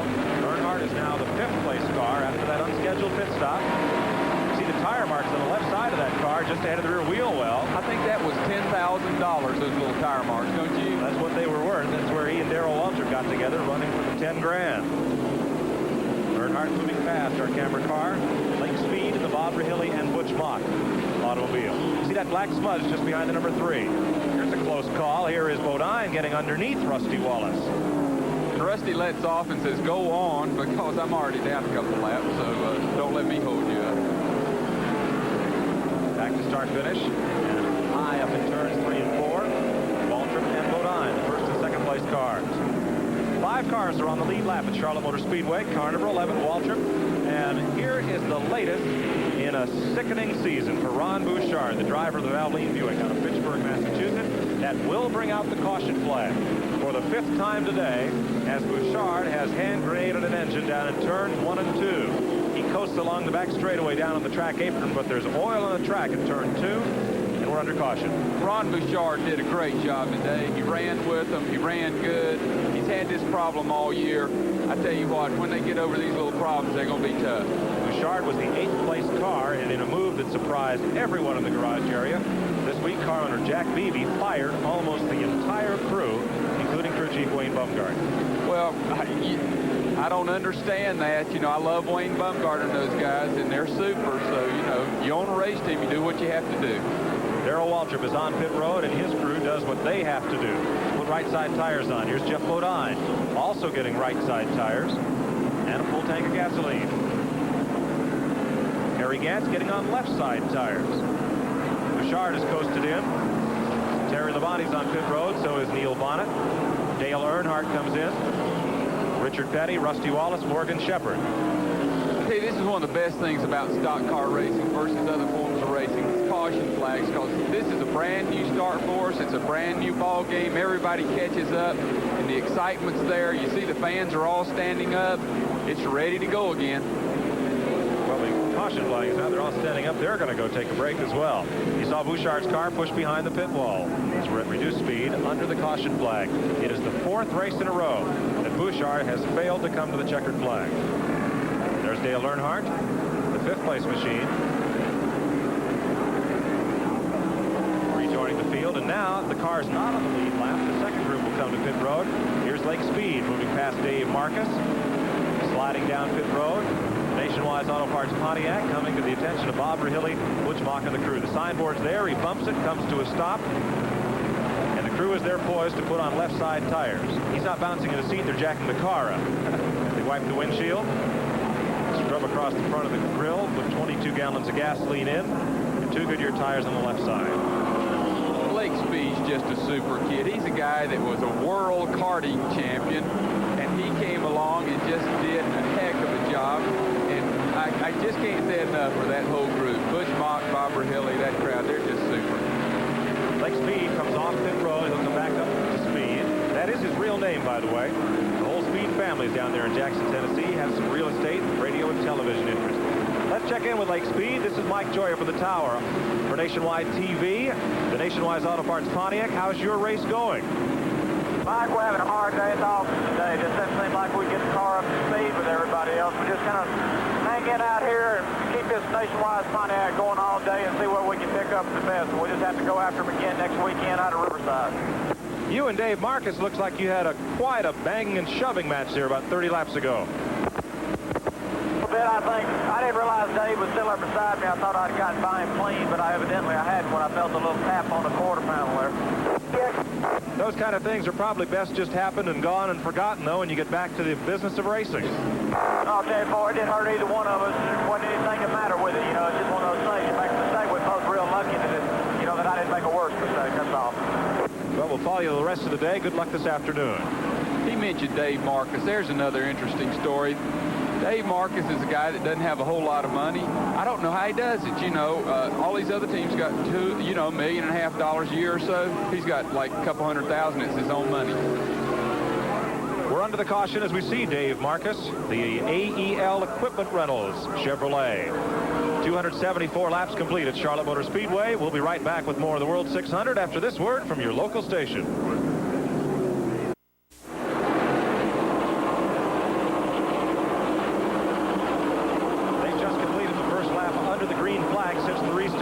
Here's the order. Waltrip and Gant, 1-2. As they head off into turn number 2 and about to be a lead change. And Earnhardt, Snookers, Jeff Bodine, and Terry Labonte right underneath him. That's Earnhardt, right side of your screen. Here's the battle for the lead. Harry Gant is beginning to flex the muscle on that Chevrolet. It's looking just a little bit like the Winston, isn't it, from yesterday? Well, Gant got Snookers with 3 laps to go. Waltrip reeled him in and passed him to win $200,000. Gant had to settle for second. Yeah, he was really disappointed. He just couldn't believe Darrell caught him right at the end, but he just said his tires went away. He just couldn't do anything. First time Gant's led today. At least it's not Rockingham, North Carolina, where Harry has lost 2 races in a row in the last 100 feet. Yeah, Harry, he said he's going to get that thing right before long. So one of these days, he's going to beat him at Rockingham. There are 5 cars on the lead lap. Gant is the leader. Waltrip is the second place car. Third now, Dale Earnhardt. There's Earnhardt poking his way into the right side of the screen. Fourth is Jeff Bodine, and fifth they're showing Bobby Allison. Neil Bonnet was posted on the lead lap. Recheck the scoring on Bonnet. Here's Bodine on pit road. This is unexpected as Earnhardt gets underneath Darrell Waltrip. See the scars on the right side of that machine. C.N. Taylor changing the right front tire on Bodine's car. You know, right when you think you got the thing figured out, somebody cuts the tire down or something happens and you had to fight back all day. It's really interesting. This is probably just going to leave us 4 cars in the lead lap. Bodine comes off pit road. He'll really have to hustle to stay on the lead lap. Here come the leaders. Again, across the start-finish stripe. Earnhardt takes second spot from Waltrip. Darrell drops to third. You know, Richard Petty seems to have his act back together. Gant's having trouble getting around him, so maybe the 43 STP car is back on its feet. Petty is trying to keep from going 2 laps down. He's a lap down. plus all the way around the racetrack, right in front of leader Harry Gant. The heat has become a factor here at Charlotte Motor Speedway. One driver, one of the winningest drivers at this racetrack, has called for relief. Let's go to Bob Heitz. Yes, I've got the Silver Fox David Pearson here in his pit in the number 21 Chattanooga 2 machine. David, was the heat too much for you out there? Why did you come out? The what?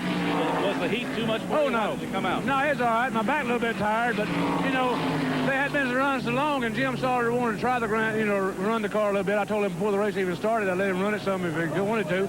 And, of course, it's been so long since the caution. I said, well, maybe this will be the last caution. I better let him in there now if I'm going to. But my back was hurting a little bit, so I figured now'd be the time to do it. This is a long, tiring race anyway, right? You know, it's been such a long time since I even finished the race. That's the longest time to run, I guess, in over a year. Okay, David, you going to try to get back in? I don't know. I might just let him run. Okay. Thanks a lot, David. There's the car. Pearson is 50 years old. He's one of the elder statesmen of the Grand National Circuit. He's won 105 races in his long career, second only to Richard Petty. Another David Pearson's been my hero all my life. David Pearson came from a Mill Hill, too. His daddy still lives on the Mill Hill. So me and Earnhardt Pearson, we represent the cotton mills of South Carolina, North Carolina. David Pearson's won this race twice, 1974 and 76, and he's been on the pole here a record 6 times. At the front of the field, Harry Gant, Travis Carter prepared Chevrolet of Burt Reynolds and Hal Needham. Dale Earnhardt, Darrell Waltrip chasing him down. Here's the man that had the chance to win the $1 million when they dropped the green flag today, Bill Elliott of Dawsonville, Georgia. He started on the pole 2.5 miles an hour faster than anyone else, but a broken master cylinder in the braking system. They took 11 minutes to replace it. He's lost 22 laps to the field. History did not favor Elliott coming into this race to win the $1 million. Only 2 drivers in stock car history have won 3 of the big 4. Leroy Yarborough won all 3. Daytona, Charlotte, and Darlington in 1969, the year before the first Winston 500. And David Pearson, who we just saw out of his car, but in 1976, he won Daytona, Charlotte, and Darlington. Of the other drivers who have won 2 of the first 3 big 4 races that won, Fred Lorenzen, 1965, finished a dismal 11th at Darlington, Pete Hamilton, Pearson in 74, Buddy Baker in 1980, Bobby Allison in 81, and Cale Yarborough just last year won Daytona and Talladega, but he was 21st at Charlotte and 17th at Darlington. Richard Petty ahead of the leader, Harry Gant, trying to keep from going 2 laps down. Gant, the race leader in car number 33. Car owned by Hal Needham and Burt Reynolds. There's the average speed progress through the race. Keeps picking up as we've had 5 caution flags and only 1 within the last 100 laps or so. That one for Ron Bouchard's blown engine. You know, I know Hal Needham and Burt Reynolds. I used to work for those guys, and it's been fun to see where they started, where they've come to. Hal Needham flies every weekend to the NASCAR race. And, you know, Needham's rich, and he don't mind because he flies first class, and they take good care of him. But he loves stock car racing, I think, more than he does making movies. That's got to be tough to commute from Los Angeles to the Carolinas every weekend to watch your car run. Well, it's unreal, you know. One time you're in Dover, Delaware, then you're in Michigan, you're here and there. It's tough. Here's the 21 car back on pit road. Jim Sauter, the ARCA Midwestern stock car ace, bringing the Chattanooga 2 Chevrolet back to the attention of Hoss Ellington and the crew. David Pearson standing by in case he needs to get back in that race car. They're pitted way down at the far end of pit road toward turn number 1, next to where Cale Yarborough's pit stall was. And that pit now sits empty. They'll go under the hood of the car for Sauter. Pearson, a little bit of back trouble. It's the longest he had run in Grand National competition in quite a while, as he pointed out. There's David dressed in white in the driver's suit in case he's needed. Checking out the progress. Richard Petty's not giving it up without a fight, but Harry Gant drives underneath him going into turn number 3. And Richard will go 2 laps down. Joining Joe Rutman, Morgan Shepherd, Lake Speed, and former national sportsman champion Tommy Ellis. Harry Gant got a little sideways coming out of 4 there. He got by Richard, and then all of a sudden he was going a little sideways. So Richard didn't give up without a fight. 5 cars on the lead lap as we watch Darrell Waltrip, the second place car. Waltrip drives for one of the legends of stock car racing, Junior Johnson out of Ingle Hollow, North Carolina.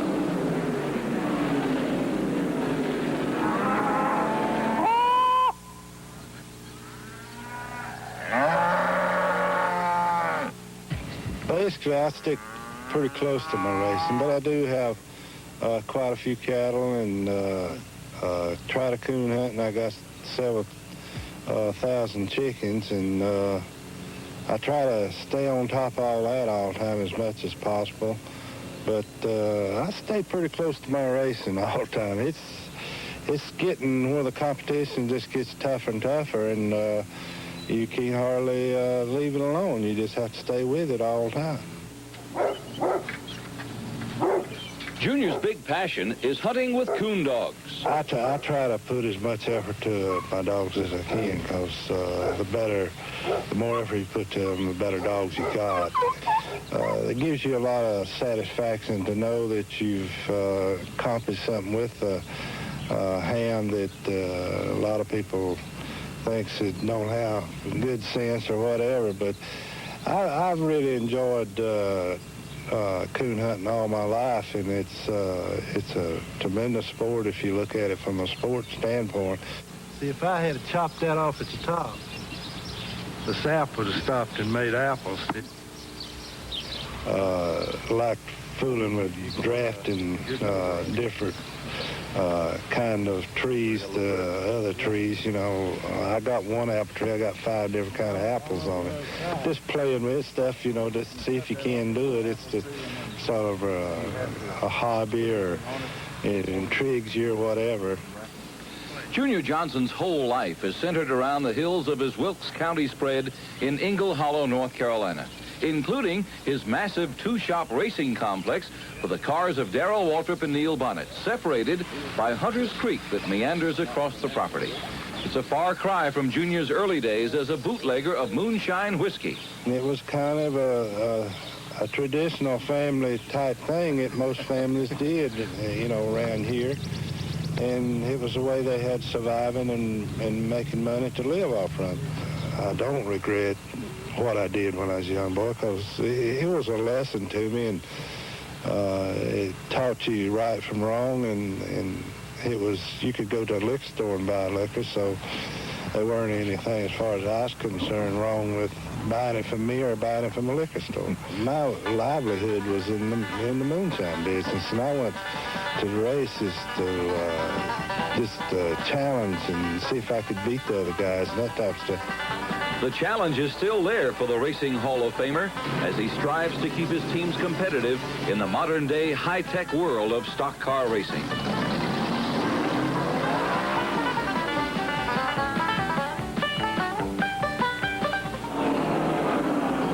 There you see Darrell Waltrip racing side by side with Earnhardt for the lead. Harry Gant has slipped back to the 3rd spot. And Earnhardt, just this lap, went to the front of the field. I would like to say something about Junior Johnson that America should know. Junior Johnson was the last great American who rode. Thomas Wolfe wrote a story about him. And he's macho and he's tough and he's an old liquor runner from Wilkesboro. That's all a bunch of junk. Junior Johnson is one of the sweetest men I've ever met in my life. He's a good guy. He'll help anybody in the garage area. Ask Richard Childress. Ask anybody on pit road. Who's the guy you turn to when you're in trouble? It's Junior Johnson. Junior's car is running second behind Dale Earnhardt. A moment ago, you saw Clark Dwyer's car be pushed back down pit road. The car stalled at the far end of the pit lane, and their pit is way at the other end of pit road, half a mile away. We'll try to get Clark back in the race. He was a rookie contender last year out of Colorado Springs, Colorado. The umbrella's on pit road, more from the sun than anything else. There's no threat of rain today, as Gant comes right back into the breakers for the lead at the start-finish line. 100 laps to go at the Charlotte Motor Speedway. 150 miles left in the World 600. If this were any other Grand National race, we'd be 50 laps from the finish. But this one is the longest on the circuit, 600 miles. Earnhardt leads Waltrip, and Harry Gant, single file, 1, 2, 3. Allison's 4th, Bonnet is 5th.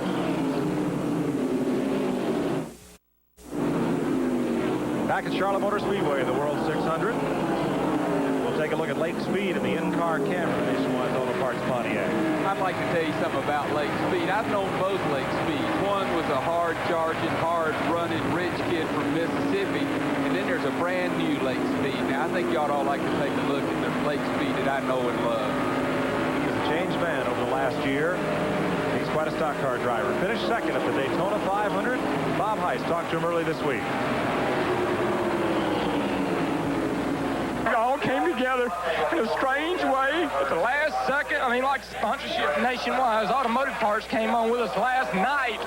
And it's been, you know, we've just been dragging it out. Had to have faith and just hold on the whole time. But thank God, you know, thank God it's happened and we're here. A touching, emotional moment for Lake Speed after he finished second to Bill Elliott in this year's Daytona 500. The former six-time national go-karting champion, who also won the World Championship, is a relative newcomer to the NASCAR circuit. And it wasn't really until 1979 that I got to looking around that I realized how strong the competition in NASCAR was. I originally thought I would go into Formula cars or something of this nature. That's where most of the people that I raced against in Europe wound up in Formula One, which until I really began studying and going to the races and watching them and seeing the competition, the level of competition, the numbers of cars capable of winning the race, I'd always thought Formula One was the top of the line until I saw Grand National. Now that his Grand National career is on the upswing, Speed has less time to spend on his real estate business in Mississippi. But he's made more time for wife Risa.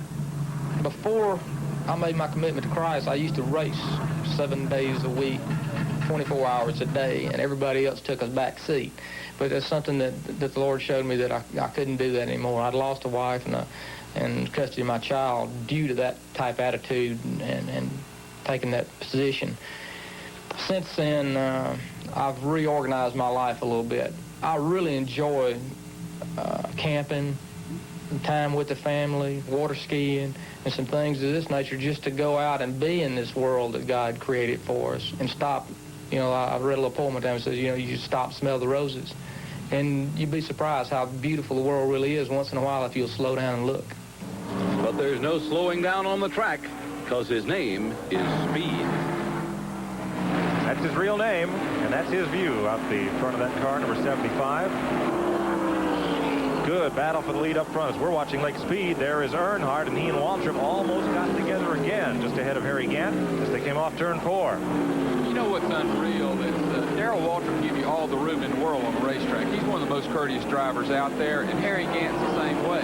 Earnhardt, he'll use that racetrack up, baby, because he wants to go to the front and stay to the front. You're going to have to earn it away from him. He's not going to give you any room. There's an unwritten code of the road. If you go in the corner and the driver's bumper is up alongside your door and he's coming, you give way. I don't think Dale has read that book. Dale's not real interested in rules. You know, Dale, he's going to do what's right for Dale, and that's what makes him so great. Well, as he said at Rockingham, we saw footage earlier. Jeff Bodine came together on the last lap of the Sportsman race. He said it was time to win the race or finish second. He won the race. Absolutely. He's a hard charger, and he'll run that car up front every lap all day as long as it'll stay there. Richard Childress, the car owner, says he doesn't care if Dale doesn't bring anything back with the steering wheel as long as he gets that car up front. Jeff Bodine made an unscheduled pit stop just a couple of laps ago. Jerry Punch is there. Bodine has pulled the Levi Garrett car behind the wall. He's still sitting in the car as Bodine still has the helmet on. You can see, Jeff, what's the problem with the car? It rubbed some wheel studs on the left rear tire. I felt a vibration, 30 laps ago, I guess, and with the wheel studs on that tire were broke. Well, they're going to try to repair the car. You see Harry Hyde and the crew working on this left rear tire. The wheel stud broke. The car is very unstable. They have to replace it. He's hoping to get back out. He's already 2 laps down. He led 30 laps today. That helmet makes him look a little like Darth Vader, but that full-face helmet, very few of the stock car drivers wear it. The intent of that chin piece is to keep flying debris from coming in and chipping a tooth or a jaw or whatever, but it is so hot in those race cars, hardly anybody uses it with the exception of Bodine. No, that's true, and there's also the concern with a lot of the race car drivers. I've asked him why they don't use it. They say they're afraid if they're in a crash, it's just something else that can push back in on them, and it may hurt them more than it may help them. So that's a question that hadn't been answered yet. The Fords were expected to be the dominant car here at Charlotte Motor Speedway. Bill Elliott looking for the $1 million. Cale Yarborough looking for his first World 600 victory. Kyle Petty, Ricky Rudd, Ken Schrader were expected to be up front. How many Fords right now in the top 10 at 213 laps? None. 313 laps rather. None of them are in the top 10. Here's a Pontiac that's not in the top 10 either, as Richard Petty shows a lot of smoke from the back of his car, number 43, and spinning, coming down off turn number 4 is Rusty Wallace. Might have gotten a little oil from Petty's car, and Petty, the back end of his STP Pontiac covered with oil and grease, coasts into the garage area, leaving a snail's trail behind him. Wallace got going once again, but the caution flag has come out. Here at Charlotte Motor Speedway, this will be the 6th caution of the afternoon, and it comes up on lap 313. I'll bet you money that Richard Petty gets out of that race car with a smile on his face, and he ain't having no fun. But you talk about a true gentleman, courteous, great with his fans, and that's why he's the king, and that's why we respect him. Petty was running 11, 3 laps down to the field. Before they make pit stops, we're watching Lake Speed as he comes around under the caution flag. Take a look at the way they're running at the time of the caution. Earnhardt the leader. Waltrip in second. Gant is third. Allison fourth. Fifth is Neil Bonnet. Sixth was Jeff Bodine before he went behind the wall for repairs. That'll move Terry Labonte up to sixth, 1 lap down. Joe Ruttman is seventh. Morgan Shepherd is eighth. Lake Speed is ninth. And Richard Petty was the 10th place car when he coasted into the garage area to talk with Jerry Punch. Well, the STP Pontiac is now sitting in the garage. Richard getting unhooked from the car. Richard, what happened? I think the motor quit. I don't know what happened. Everything come out the bottom of it, I think. Look, you were having a pretty good run out there until this happened. Well, we've had ups and downs all day. The car really wasn't handling that good, and every once in a while we'd hit it, you know, on the handling, and it run pretty good. And right there at last, we had everything sort of dialed in, and couldn't outrun nobody, but we could run with them. But the motor quit, so, you know, that's racing. Well, Richard Petty, the 7-time Winston Cup Grand National Champion, will call it a day here at Charlotte. He, too, with a much more of a full-face helmet than used to be worn on the Winston Cup circuit. There's Dale Earnhardt, and he leads the charge off pit road. As the leaders make pit stops under this lap of caution, they're pushing Bill Elliott to get him started. They had to push him to get him started and catch him to stop him, so they're not having a whole lot of fun. No, they certainly aren't. They were here looking for $1 million this afternoon. We'll go home with a lot less than that. The hood is up on Neil Bonnet's car, number 12. Tim Brewer and the crew taking a look underneath. Well, it's, you know, I have no idea what's happening down there. You know, anytime that hood goes up, that's a real bad sign. Bonnet was the 5th place car. They're waiting to push him off, so apparently it's not a terminal problem. That's Tim Brewer slamming down the hood, and they'll put the safety pins in. Get Bonnet back on the racetrack. He's going to have to hustle, or he's going to go a lap down at turn number 1. Well, they decided they'd give up the lap. They could not win that drag race with the pace car down pit road, so they will continue to work on it and fire it back up. But that is a tough break for Neil Bonnet, running in the 5th position in this race. Winner at Rockingham early in the season. He's got 2 wins this year coming here to Charlotte Motor Speedway. In the points, Neil is up there, 4th position, and just about 71 points behind leader Bill Elliott. You're looking at Neil Bonnet's car from Lake Speed Machine. Bob Rahilly, Butch Mockenbrew got Lake Speed service. And back out on the racetrack, trying to bump start Neil Bonnet along. See down toward turn number 1. Our high camera there. Well, that's tough. I tell you, it just shows you the real world. You know, you're up, you're down, you're up, you're down. And all of those people on pit road, I don't care if you're Dale Earnhardt and leading a race or whatever, you don't count your chickens before they hatch in this business, buddy, because anything can go wrong. Before Bonnet pitted, the NASCAR observers, the officials stationed around the racetrack, were reporting that he was showing a bit of smoke off the left exhaust pipe. Yeah, so he's got some kind of oil leak or something that they're trying to fix, and, you know, it's obviously a big problem, or he'd have stayed out there.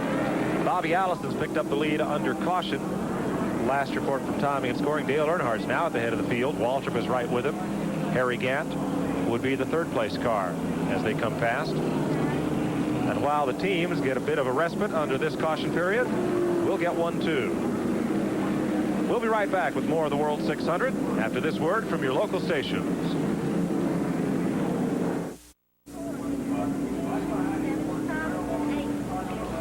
Behind the pit wall at Charlotte Motor Speedway, Neil Bonnet Chevrolet. They're going to continue to work on the car, try to make the necessary repairs to get him back in. Jerry Punch is there. He's behind the wall. Neil getting his face wiped here. Neil, what's the problem? Same thing we found out last week. The ignition's out in the car. I don't know what's wrong. The ignition just quit running. Well, you can hear Neil Bonnet. He's extremely upset, and they're trying to get the ignition fixed. They have changed the alternate ignition amplifier boxes inside the car. That did not help. They have pushed him behind the wall. Tim Brewer and the Budweiser crew are trying to find out what the problem is, possibly in a distributor. Neil Bonnet does not look pleased. He was our color commentator yesterday on the Winston, the All-Star race, along with Kyle Petty, offered some valuable insight. But he wish he could give his crew some right now. Yeah, you know, it's tough. You catch him under a tough situation. He's hot. You know, it's just one of those deals. Parts will fail on you, and it's so frustrating when you started out and didn't run good, then you get running good, and then something breaks on a darn race car. And he had a good chance to win this race. They are posting the leader as Dale Earnhardt. We're about to go back to green this time by. The debris from Richard Petty's engine cleaned up in turn number 3. Still a bit of speedy dry up in the high part of the racetrack. There is over 100,000 people here, upwards of 150,000 at Charlotte Motor Speedway. It's one of the biggest single-day sporting events in the world. Look at that packed grandstand. A lot of suntan oil, a lot of beer, and a little bit of chicken out there. Oh, yeah, I love it. I tell you, I love the way they stand up. They stand up more than they sit down. Watch them. They just go crazy. Wiper the windshield for Neil Bonnet. Oh, hood's back up. One of those car sponsors, they'll put a decal anyplace, won't they? Well, man, it can't be perfect. Way to go. Off turn 4, here comes Earnhardt. Green flag is out, and Earnhardt chops right down to the inside, and Waltrip almost gets a piece of Terry Labonte. As they come past the start-finish stripe, and we're back to racing. Harry Gant's the third-place car, the green and white Chevrolet. Going to run off and leave Terry Labonte. Back in the pack, Neil Bonnet follows Dave Marcus. Kyle Petty battling along in the Bob Rahillian Butch Bach machine. Watching down the back straightaway. Pulling up on Rusty Wallace at his late speed. Getting underneath, he's now trailing Jeff Bodine into the corner. Bobby Hillen car directly ahead. One thing I love about in-car cameras, you used to couldn't give away the advertising space on the back of your race car. When they put in-car cameras in there, price went way up. I love having the car on. Waltrip skids a little high on the racetrack in the middle of your screen and loses quite a bit of ground to the leader. He's dropped back now about 8 car lengths, and he's got a feel on the view. And not really a tri-oval. But Harry Gant's group. Bob Heiss is... Okay, I've got Gary Nelson, Bobby Allison's crew chief right here. Gary, that was a good pit stop, but how do you feel about the rest of the race? Well, we've been fortunate enough to stay in the lead lap all day. We really haven't had the muscle to race the top cars like stock car race off the pace. The 11th, and he's on pit road. That tire. The field, and give him a call. He has really marched up through the field. He started 41st, next to last car, and he's currently running 12th. That's super. You know, Bobby Hillen was a great high school football player, and he just fell in love with stock car racing, and he's been coming around here. He has beautiful manners. Every time you talk to him, he says, yes, sir. He's the only person down there with any real manners. I mean, I love him. He's super. He's 12th place in the Winston Cup point standings. Harry Gant's about to put him another lap down. Drives for the Stavola brothers in the Trap Rock Industries Chevrolet. The World 600, he finished 11th in 1983, did not finish last year's race. He's got 3 top 10 finishes. Looks like he might have a chance at another one today. Yeah, I think Bobby's, if he just stay out there and everything go well, he's going to do good. 358 laps on the board, 42 to go at Charlotte Motor Speedway. There's Hillen splitting the 2 leaders. And this man, Harry Gant, is right where he was yesterday. Finished 4th in this race last year, but today, well, can he hold off Darrell Waltrip again? Waltrip got him just in the last couple of laps yesterday. Gosh, I don't know. I was already celebrating because I figured Harry already had him beaten. I was pulling for Harry Gant. Lord, I grew up with him almost, and I love him. And but I tell you, Darrell Waltrip is strong. He is smart. Is he riding back there saving his tires? Hey, I'd guess he is. Here's a review of the gas mileage. The team stopped with 73 laps to run. Bobby Allison, we told you, has gone 69 laps on 1 tank of gas. Harry Gant and Darrell Waltrip, their longest run is 65 laps on a tank. And Dale Earnhardt, Richard Childress told you, not quite as good gas mileage. He's only been able to go 63 laps on 1 tank of fuel. Let's go to Bob Heiss on pit road. Thank you, Mike. I have with me Harry Melling, the owner of the Coors Thunderbird that Bill Elliott's driving. And Harry, it's been a frustrating day for you, I know. Well, this is racing. They put a total effort in it, and today wasn't our day. And yet you've had a fantastic year already. Oh, yeah, and the season's not over with. This is only one race, so, we get to do this $1 million deal all again in Darlington, so, we aren't out of it yet, but it's been a real rough week, and we've had a lot of pressures on the team, and hopefully when we get to Darlington, will be more fortunate. Okay, Harry. Good luck to you. The rest. Thank you. Harry Melling is the team owner, and he stands to profit most from the Winston Million. After the IRS gets their share, that's estimated at about a third. Melling gets half, and the team members split what's left. Yeah, most teams, it all depends on what kind of deal you can cut with your car owner. Benny Parsons is on a 50% deal. Bill Parsons is on a 50% deal. You take 50%, give the driver 50%. So that's the way that program works. Let me tell you something about Harry Melling, though. He's a real rich guy from up there in Michigan, but he's one of the nicest rich people I ever met. And I tell you, he's been nice to me, and he helps me out, and I just tickle to death for him, and I hope he gets more money because he loves it. Harry Melling owns a company that manufactures replacement oil pumps for automobile engines. Melling Tool and Melling Geary produces a variety of automotive components. A few years ago, when Bill Elliott came up to run at Michigan International Speedway, the Speedway kind of adopted him. The city of Jackson, Michigan, a bunch of businessmen banded together to sponsor him. Well, Harry Melling got a little more involved, first sponsoring Benny Parsons, then sponsoring Bill Elliott, and then he bought the race team from the Elliots so they'd have enough money to go racing full-time and do it well. I think that's neat. His kids love it, and his wife will let him come and play. Harry Melling's a funny guy. He will not ride in airplanes, so when he comes down here, he has to drive all the way. So he doesn't make, he probably will not even go to California because it's such a long drive and he's got to run a company. Or he can ride the train with John Madden. Here's Harry Gant in heavy traffic. He's moving up on Dave Marcus, the blue car, and Dick Brooks, that red and white automobile with a tiger down the side. That's another Rick Hendrick car. The man who fields cars for Jeff Bodine. Gant will put Brooks another lap down. He'll go 4 laps off the pace, currently posted in 13th position. Dave Marcus will go to 5 laps down to Harry Gant. Gant is the epitome of a race car driver. If I were Hal Needham, his car owner, and I was casting a movie, I would have to put Harry Gant as the race car driver. I love it. Me too. Gant is big, he's broad-shouldered, he's slow-talking, he's hard-driving. You meet him in Victory Lane, you'll see why. Harry Gant leads the World 600. Darrell Waltrip rides in second. Dale Earnhardt is third. Bobby Allison is fourth. Terry Labonte fifth. 32 laps to go in the World 600, the longest race. The NASCAR stock car circuit. Bill Elliott won't win the Winston Million today. If you joined us late, they had brake trouble, had to replace the master cylinder, and have fallen far off the pace.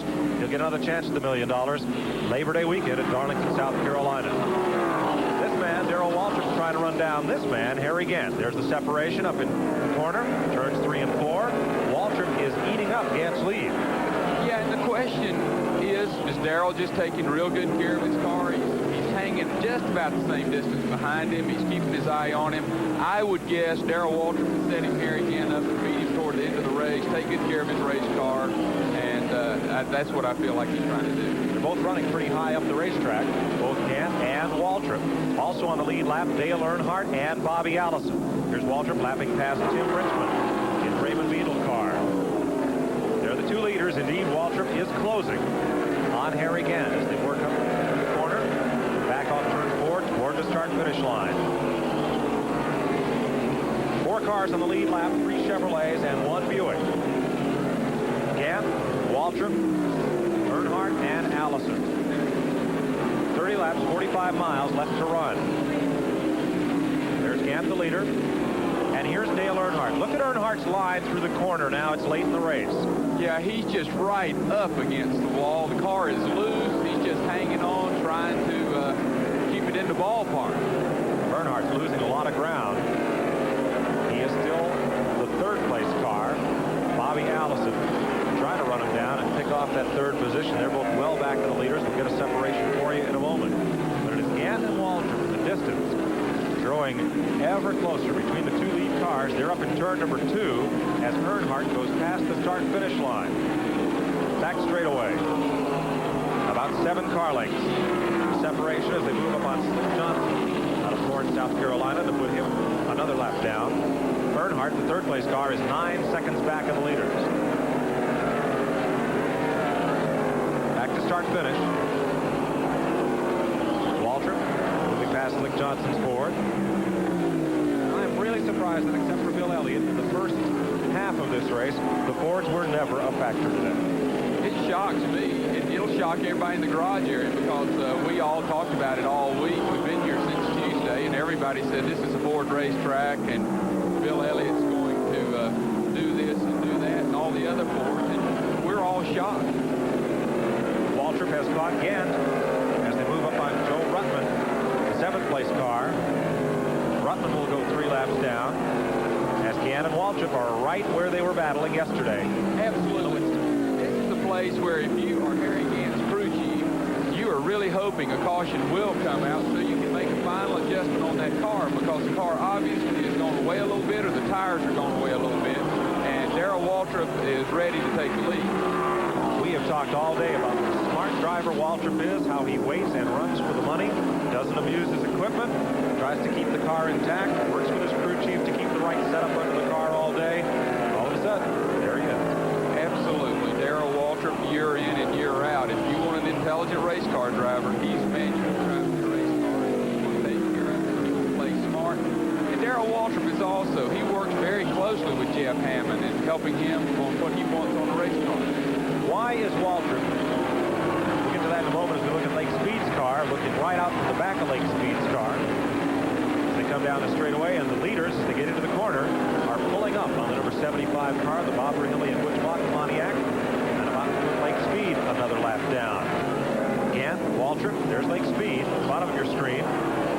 Gant and Waltrip pulling in, reeling him in, as they've been able to do it pretty much the rest of the field. They're extending their lead over 3rd place Dale Earnhardt. Well, you'll notice Waltrip, he ran him down just to test him to see if he could run him down. He did run him down. Now he's let him get away a little bit. Here's what Lake Speed sees through the rearview mirror, and as Harry Gant goes past, Speed gives him plenty of room for his race car. Waltrip as well, not wanting to get in the way of the lead battle and expecting a similar courtesy if those roles were reversed. Absolutely. That's one key thing. These race car drivers know each other. They live with each other. You give me room this week, buddy, I'll sure give you room next week. Back to turn 1, and Kyle Petty will be the next car that they overlap. If Waltrip is such a smart race driver and so successful, saves his car, knows when to push, why is he so roundly booed when they introduce him in pre-race? He got a bad rap a long time ago. He's tried to overcome it. Darrell Waltrip is guilty of one thing. He'll tell you what he feels, and he'll run his mouth when if he's real smart, he'll just sit there and say, thank you, I'll just pass. But Darrell will tell you. You don't have to guess what Darrell Waltrip's thinking, because he's going to tell you. But trust me, he is a good guy. That too, and I think in the early days of his Grand National career, when he had good equipment, he'd come out and say, I'm going to beat Richard Petty today. I'm going to beat David Pearson. I've got the best car. I can do it. And then he'd do it. And in auto racing, where you don't automatically have, I'm going to pull for this team, I'm not going to pull for this team, a one-on-one good-bad relationship, you find a driver that you pull for, they say in the sport, that you cheer for, and then you find somebody you just as soon not win as anybody else. And more often than not, that's Darrell. Well, Muhammad Ali was the only guy that pulled it off in the history of the sports, and America loved Muhammad Ali, and he'd say, I'm going to beat you, and he'd go out and beat you. Darrell has not been able to pull that off, but I'm telling you, Darrell and Stevie Waltrip are as nice a people as there are in the United States. That's true. The fellow right ahead of him, Harry Gant, pretty nice fellow in his own right, flips steaks at his own steakhouse in Taylorsville, North Carolina, that he and his wife run. Has some other business interests, but his main love and interest is racing. He was a construction worker, built houses all day, worked on his race car all night. No more. Now he's a big-time professional race car driver, and he's got one thing to think about. How much gas is going to be in that tank when we get to the closing laps? Absolutely, but I believe Darrell has the same problem. You know, we've got to watch and see what happens to the number 22 car, because that guy is the guy that may go all the way, and we'll be talking about Darrell and Harry, and Bobby Allison takes the checkered flag. This thing goes green all the way. If these two cars equal their longest run of the day on one tank of fuel, they will pit at lap 392 with 8 laps to go. If Bobby Allison stays on the racetrack, Allison, right now about 3/4 of a lap behind the leaders, would be able to erase that deficit. And it looks like Allison's only hope to win is if he stays on the racetrack. There's Bobby Allison, about 3/4 of a lap behind the leaders. I never count Bobby Allison out. We're talking about intelligent people. Buddy Bobby Allison wrote the book on intelligent race car driving. And when he comes there, he'll run you door to door. He'll do what it takes. But he'll outsmart you every week. Allison runs about 90 races a year, the 28 on the Winston Cup circuit, plus a lot of other short track racing appearances. Leaders back to to the start-finish line once again to complete lap 381, 19 to go in the World 600. Back to turn one. The shadow is beginning to fall here over Charlotte Motor Speedway with big condominiums. And a shopping center coming up there down in turn number one. Begin to cast a shadow in turn one. That's a little tough for the drivers to deal with, going from the daylight to the relative darkness and back out of it once again. You know Harry Gant sitting there driving this thing, and I know Harry Gant as well as anybody in the world. He's one of the best sheetrock hangers in the United States. I tell you, he's fantastic sheetrock hanger. So if you need any sheetrock work, give Harry a call. But I tell you, sitting there thinking, is Darrell playing with me, or am I outrunning Darrell? Travis Carter's crew was sitting there saying, is Darrell playing with us? I'd sure like to find out if Darrell's playing with him or if he's going all out. Yesterday, they didn't know until 3 laps to go. There's Junior Johnson staying out of the sun. He's the car owner of Darrell Waltrip's machine, and he, as a driver, won 50 Grand National races before hanging up his helmet. Junior Johnson's a key hero. We love him. He's sitting there. He's one of the smartest guys in the sport, too. He sits back and plays like he's real dumb. Don't talk much, but he's always thinking. Pit stops may be beginning. One car comes real slow out of turn number 4, and the leaders head back into turn number 1. Gant and Waltrip. Buddy Arrington is making a pit stop. He's one of the Fords. They get a little less gas mileage than the Chevrolets, and that will be the first stop for fuel here in the late stages of this race. Just 17 laps to go. There's Darrell Waltrip. Let's go to Larry Newman. Well, the question right now is Darrell Waltrip showing us everything he has, or is he holding back just a little bit? Lots of us journalists have asked Jeff Hammond that very question in the last couple of laps. The answer is kind of just a smile. Gant and Waltrip continue to circulate the Charlotte Motor Speedway. 16 laps left to go. You saw on the screen a moment ago, car 67, that was Buddy Arrington, Benton Motors Ford. Arrington, the first car to run low on fuel after that last caution flag a long time back, lap 327. Most of those drivers were on pit road. Well, I think one of the key things, if Jeff Hammond smiled and said, are you playing with them? That is a definite yes, we are playing with them. You can't tell inside the race car if Waltrip's got his poker face on or not. But you don't need to. You can just watch that gap between Waltrip's car number 11 and Gant's 33. Shrink and expand and shrink and expand. Well, you got two guys here that both really love money. And they both are going to go 100%. And when it comes down to it, I think you're going to see a heck of a race. But you got the sneaky guy, too, and that's Bobby Allison. He may just run this race on this tank of fuel. And by the time these two fellas get off pit road, Allison will be in the lead and gone. Yeah, Bobby, he's smart, I tell you. And they've done a heck of a job. Allison's in 4th.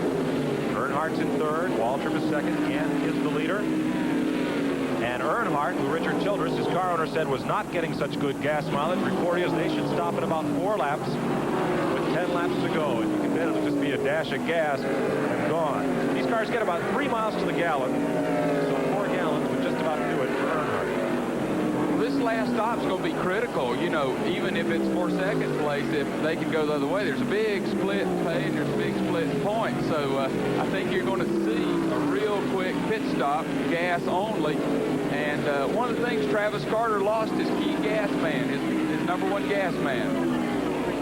Harry Gant, there's a look at his record. He won on the short track at Martinsville and has 5 top 10 finishes. In 1985, he's 10th in the point standings. He was 4th in this race last year. Joe Ruttman's about out of gas in the T.G. Shepard machine. If he stalled it there, he must have been out of gas. Nope, there goes Ruttman. He's away. Buddy Arrington's taking his car to the garage area as Ruttman comes back up on the speedway. Wouldn't it break your heart if you get out there and drive 600 miles and run out of gas on the last few laps or something and end up going from the lead to 3rd place or 4th place or 5th place? That's got to be a tough day. Ruttman was the 7th place car, 2 laps behind. Watch the 2 leaders, and that closes up once again. And Ricky Rudd is on pit road. The Bud Moore Ford, number 15. Gas only for Ricky Rudd, and they send him off quickly. Harry Gant's crew has a pit board up. I guess they're bringing him in next lap. He and Waltrip ran 65 laps on a tank of fuel. And that means they should stop at about lap 392 or so. They're not going to chance it. They're going to get in, get gas, and get out. Now, the Wrangler car, the Earnhardt car, was expected this time by, but there's nobody over the wall as yet in Earnhardt's pit. In Waltrip's pit, not much concern. See if Gant pits this time. Here's Harry coming off turn number 4. The leader is on pit road. Harry Gant is on pit road. Jerry Punch awaits him in the Skull Bandit pit.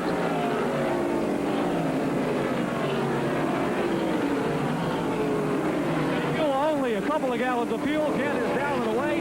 3.5 seconds for the pit stop for Harry Gant's Skull Bandit Chevrolet. You'll notice on that they had 2 gas men. They were contemplating he might overshoot one. He did run past one gas man. They had a second gas man there to throw in the gas. Kind of like backing up first base. Absolutely. They've been there before. Gant is back on the racetrack. Waltrip would be the leader. Peeling off to pit road, Rusty Wallace. Here is Waltrip.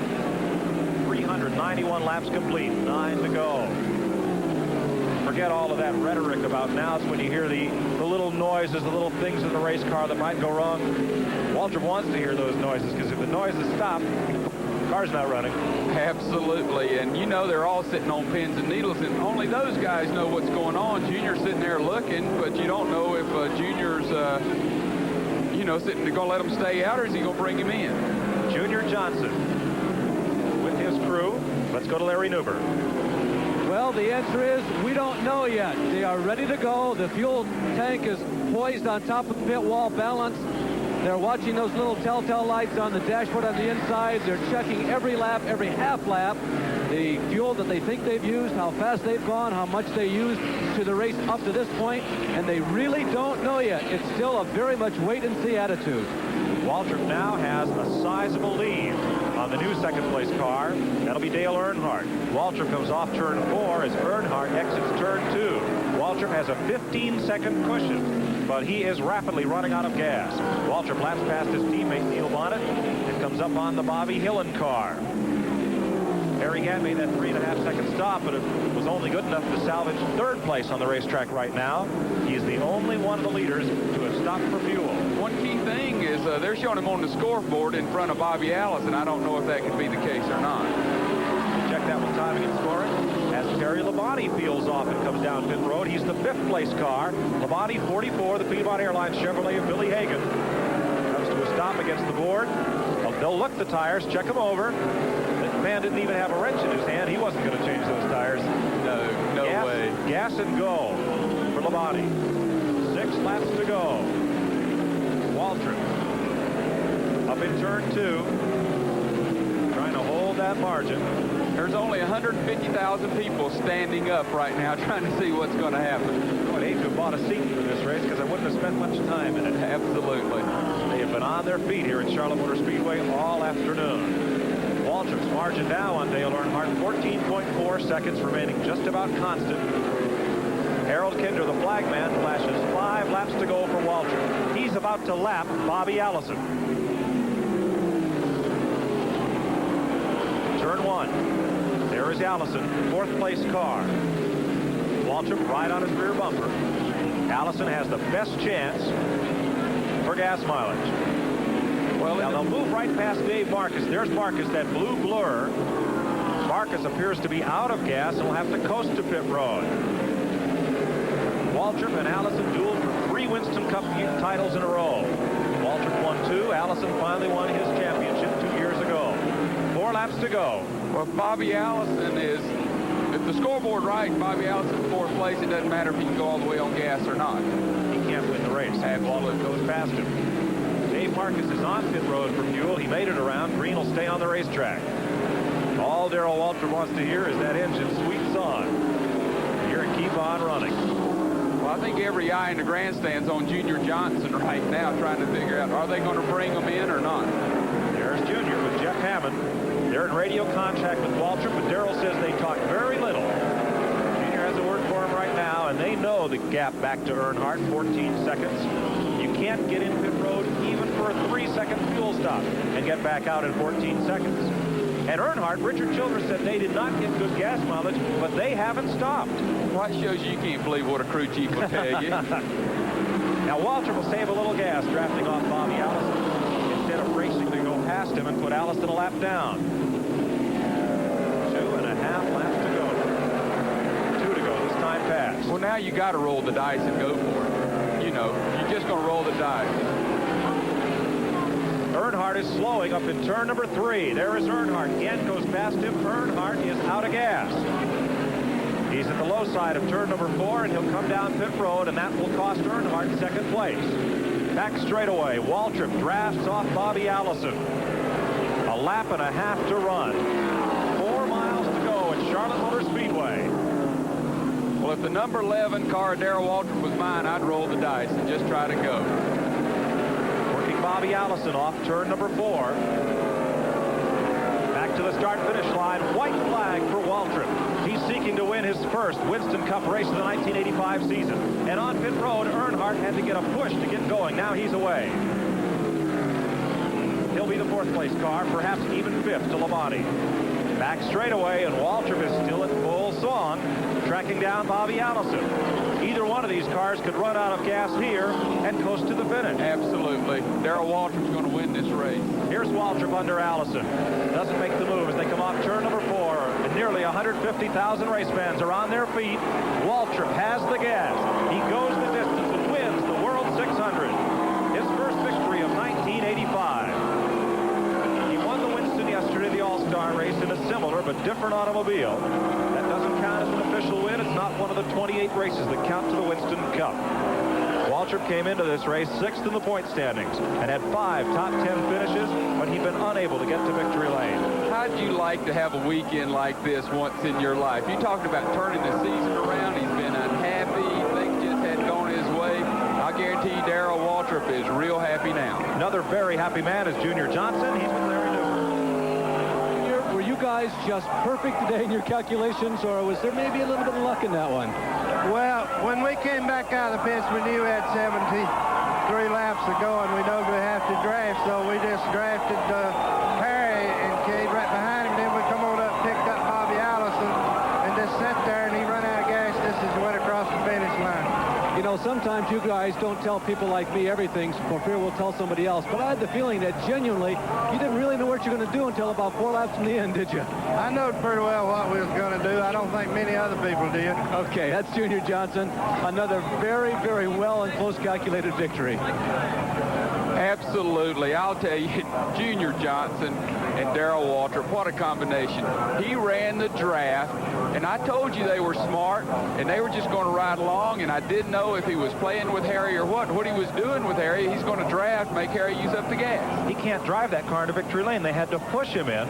He is out of gas. Yesterday, he won the Winston. As he took the checkered flag, the engine blew up. Today, he wins the World 600, and as he takes the checkered flag, he runs out of gas. I would say he had God on his side this week, wouldn't you? He had about every lucky charm riding with him that you can find. Look at Darrell. Look at that grin. Yesterday, he jumped out of the car, started jumping up and down with glee, and they'll let him get just a little cooled off here. We'll check in with Bob Heiss.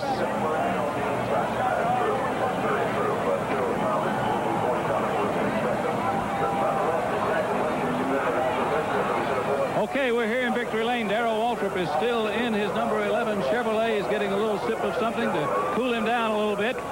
He's had his helmet off and everything, and the crowd around here is just fantastically ecstatic. What a tremendous weekend for this driver from Franklin, Tennessee. And he's getting his hat on now. He's going to be unbuckled. He's completely unbuckled and coming out of the car right now. We've got to talk to Darrell Waltrip. Stevie is right here beside me. And going to give him congratulations and a big hug and a kiss. They have had one rich, rich weekend. And there it is. Let me get with Darrell right now. There's Jeff Hammond, the crew chief. What a fantastic weekend for this team. Okay, Darrell. Darrell. A little fight over inside for all. Little fight over whose cap you're going to wear in victory lane. We'll try it again, Bob. Darrell, what a fantastic weekend you've had. Unbelievable. I'll tell you, my crew has worked so hard, and Jeff Hammond, God bless him, and Junior and Budweiser and everybody has just done a super job, and I want to just thank the good Lord from the bottom of my heart for a beautiful weekend. I couldn't be more humble than to say that I'm certainly appreciative of what has happened this weekend. And you stayed with it. I think there was a lot of calculation down toward the end, a lot of fear that you might not have enough gas to make it all the way. Well, you know, it's the same old deal. Car ran out of gas when I took a checkered flag. I know that sounds terrible. Yesterday it blew up. Today it run out of gas, but my people, Stevie, she calculates the gas mileage, and they all do a great job, and they know where we can go and what we can do, and thank God for everybody. I'm just so happy, and what a beautiful weekend here at Charlotte Motor Speedway for not only myself, but 130,000 other people. I hope they loved it as much as I did. What an exhilarating finish here in this race. And also, you had a lot of close chances there at the end from Dale Earnhardt and others in case you didn't make it. Well, it was a great race, I thought. One of the best World 600s I believe I ever been in as far as competition was concerned. Nobody, what you'd say, dominated this race. Swapped leads with Harry and Dale, and the 5-car, and Bodine was in there sometime. And, you know, it's just a great day, I thought, for racing. What about the Chevrolet over the Fords? The Fords didn't run all that well today. Well, they caught Bill going through the scale this morning with his right side weight off, and that may be what he's been doing. I don't know, but it certainly made a difference in the way his car handled today. He was looser than a goose. Well, he had problems all day, and you apparently just paced yourself a good part of the race till the end. Well, actually, the car did the pacing. I drove as fast as go. It just as times other people were faster than I were, but I felt like over the long haul, this was the better car on the racetrack. A lot of guys have beat me after cautions and restarts and things, but this car would get better and better and better. I wouldn't say it get better. It just didn't go back. It has stayed very consistent all day long. How can you top a weekend like this? I don't know, but I'm only a 38-year-old kid. I'll be glad when people realize that. I got at least 7, 8 more years of racing, and there's a lot of things I have not accomplished that I'd like to accomplish.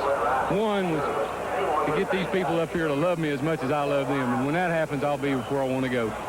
Okay, Darrell. Congratulations on a great victory and a great weekend. Thank you. There's Darrell Waltrip, Tremendous the winner of the victory World for Darrell Waltrip. He was close to tears in victory lane, and what a weekend he's had. We'll be right back with more of the World 600 after this word from your local station.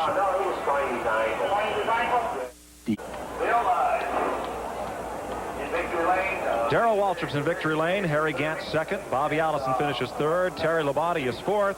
And the driver who was running second until he ran out of gas right near the finish is with Jerry Punch. Well, Dale Earnhardt, you gave it all you were worth this afternoon. This yellow and blue Noble Wrangler Chevrolet. You had nothing to lose. You had to go for it, I guess. Well, we did. We run out of gas lap to go, but I don't know. They got new right sides. We got new lefts at last stop, and they got away from me. I couldn't run with them there, and I was hoping we'd get another caution on getting new rights. They get new lefts, and I'd be better than them. But it didn't work out that way. And when we got down close to the end, we was talking about it on the radio, and if we'd have made one more lap, we'd have been all right on gas. You got to be pleased with the way the car ran today. It was so competitive all afternoon. Well, it was. You know, that's a good turnaround from the last 2 races. We've had trouble the last 2 races, and I'm glad to come back and finish. Were you concerned about the late pit stop about 2/3 of the way through, that unscheduled stop where you had the tires going down?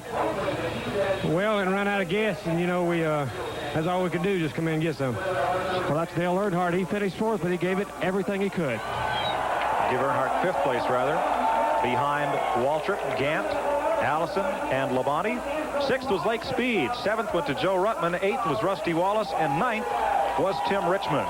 We'll be right back with more of the World 600 after this.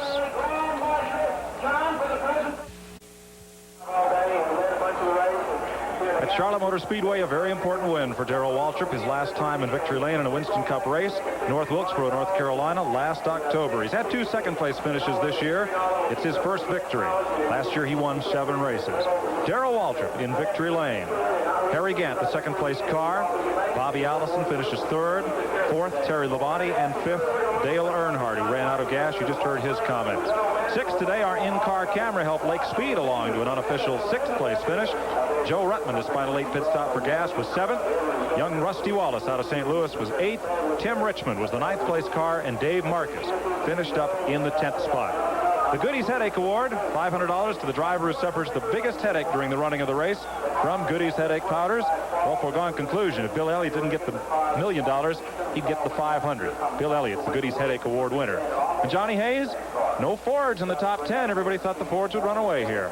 Well, no, I'm shocked that didn't happen, but I'm tickled to death for Darrell Waltrip. I feel bad for Harry Gant. One thing I'd like the world to know about Darrell Waltrip, he and Stevie Waltrip lost a baby about 2 months ago, and it about killed them both. It ruined their life, and this is a heck of a turnaround. I'm glad to see them back on their feet. Good to see good things happening for that team. Well, they're filing out of the Charlotte Motor Speedway, out of those condominiums. Bill Elliott was the only Ford to lead this race. He led 78 laps of it. Darrell Waltrip is the guy who ends up in victory lane. 29 lead changes. Elliott and Waltrip were 2 of the 10 drivers that led this race. 7 caution flags slowed the average speed to 141 miles per hour. Let's go to Bob Heiss. Okay, my impressions of this has been just a fantastic weekend for Darrell Waltrip and the Junior Johnson team. You can't top it. First, the winner in the Winston yesterday, and then the World 600 here, plus his first victory of the year. What a fantastic weekend for this team. Let's not forget the Waltrip's car, a car that he owns, that Neil Bonnet drove yesterday in the Winn-Dixie 300 Sportsman race. Finished second, so he'll take a lot of money home this weekend. Here's Larry Newberg. Mike, at the top of the show, we told you there's only one 600-mile race every year. The pit strategy, therefore, is very unique to this race. And what we saw again is how good of a teacher Junior Johnson is. You know, he's probably experienced more firsthand 600s than anybody else. And he sat on his lawn chair for, about 490 miles, or make it 580 miles of this race. And finally he got up with just 10 miles to go and made the final decision, and it was the right one again. Now to Jerry Punch. All week long, the people talked about the Fords and what the story would be here at Charlotte Motor Speedway. But the top 5, all General Motors products. You see behind me the car everyone was worried about, the car number 9, the Coors Ford. A multiplicity of problems have put it back in the field. It's now going back in the truck for more work. Back upstairs to Mike Joy. On the weekend, Darrell Waltrip picked up $290,000 between his win yesterday in the Winston, $90,000 today, plus the money he got for being the car owner for Neil Bonnet in the Sportsman race. I'd say he's back on his feet. Quite a payday. Johnny Hayes, thanks for being with us and adding your insight to this World 600. God, I loved it. It's one of the best weekends I've ever had in my life. Appreciate you inviting me up. The World 600 falls to Darrell Waltrip, his first victory of the 1985 season. Here at Charlotte Motor Speedway, it'll take a while to empty this massive infield of campers and for the folks to go home. Most of them packing up their belongings, heading out to the parking lot, and for the ride down US 29 as we sit here north of Charlotte Motor Speedway. Next stop for these Winston Cup cars, next Sunday out of Riverside, California on the 9-turn road course. Today's presentation of the 1985 The World 600 is an exclusive presentation of Jefferson Pilot Teleproductions.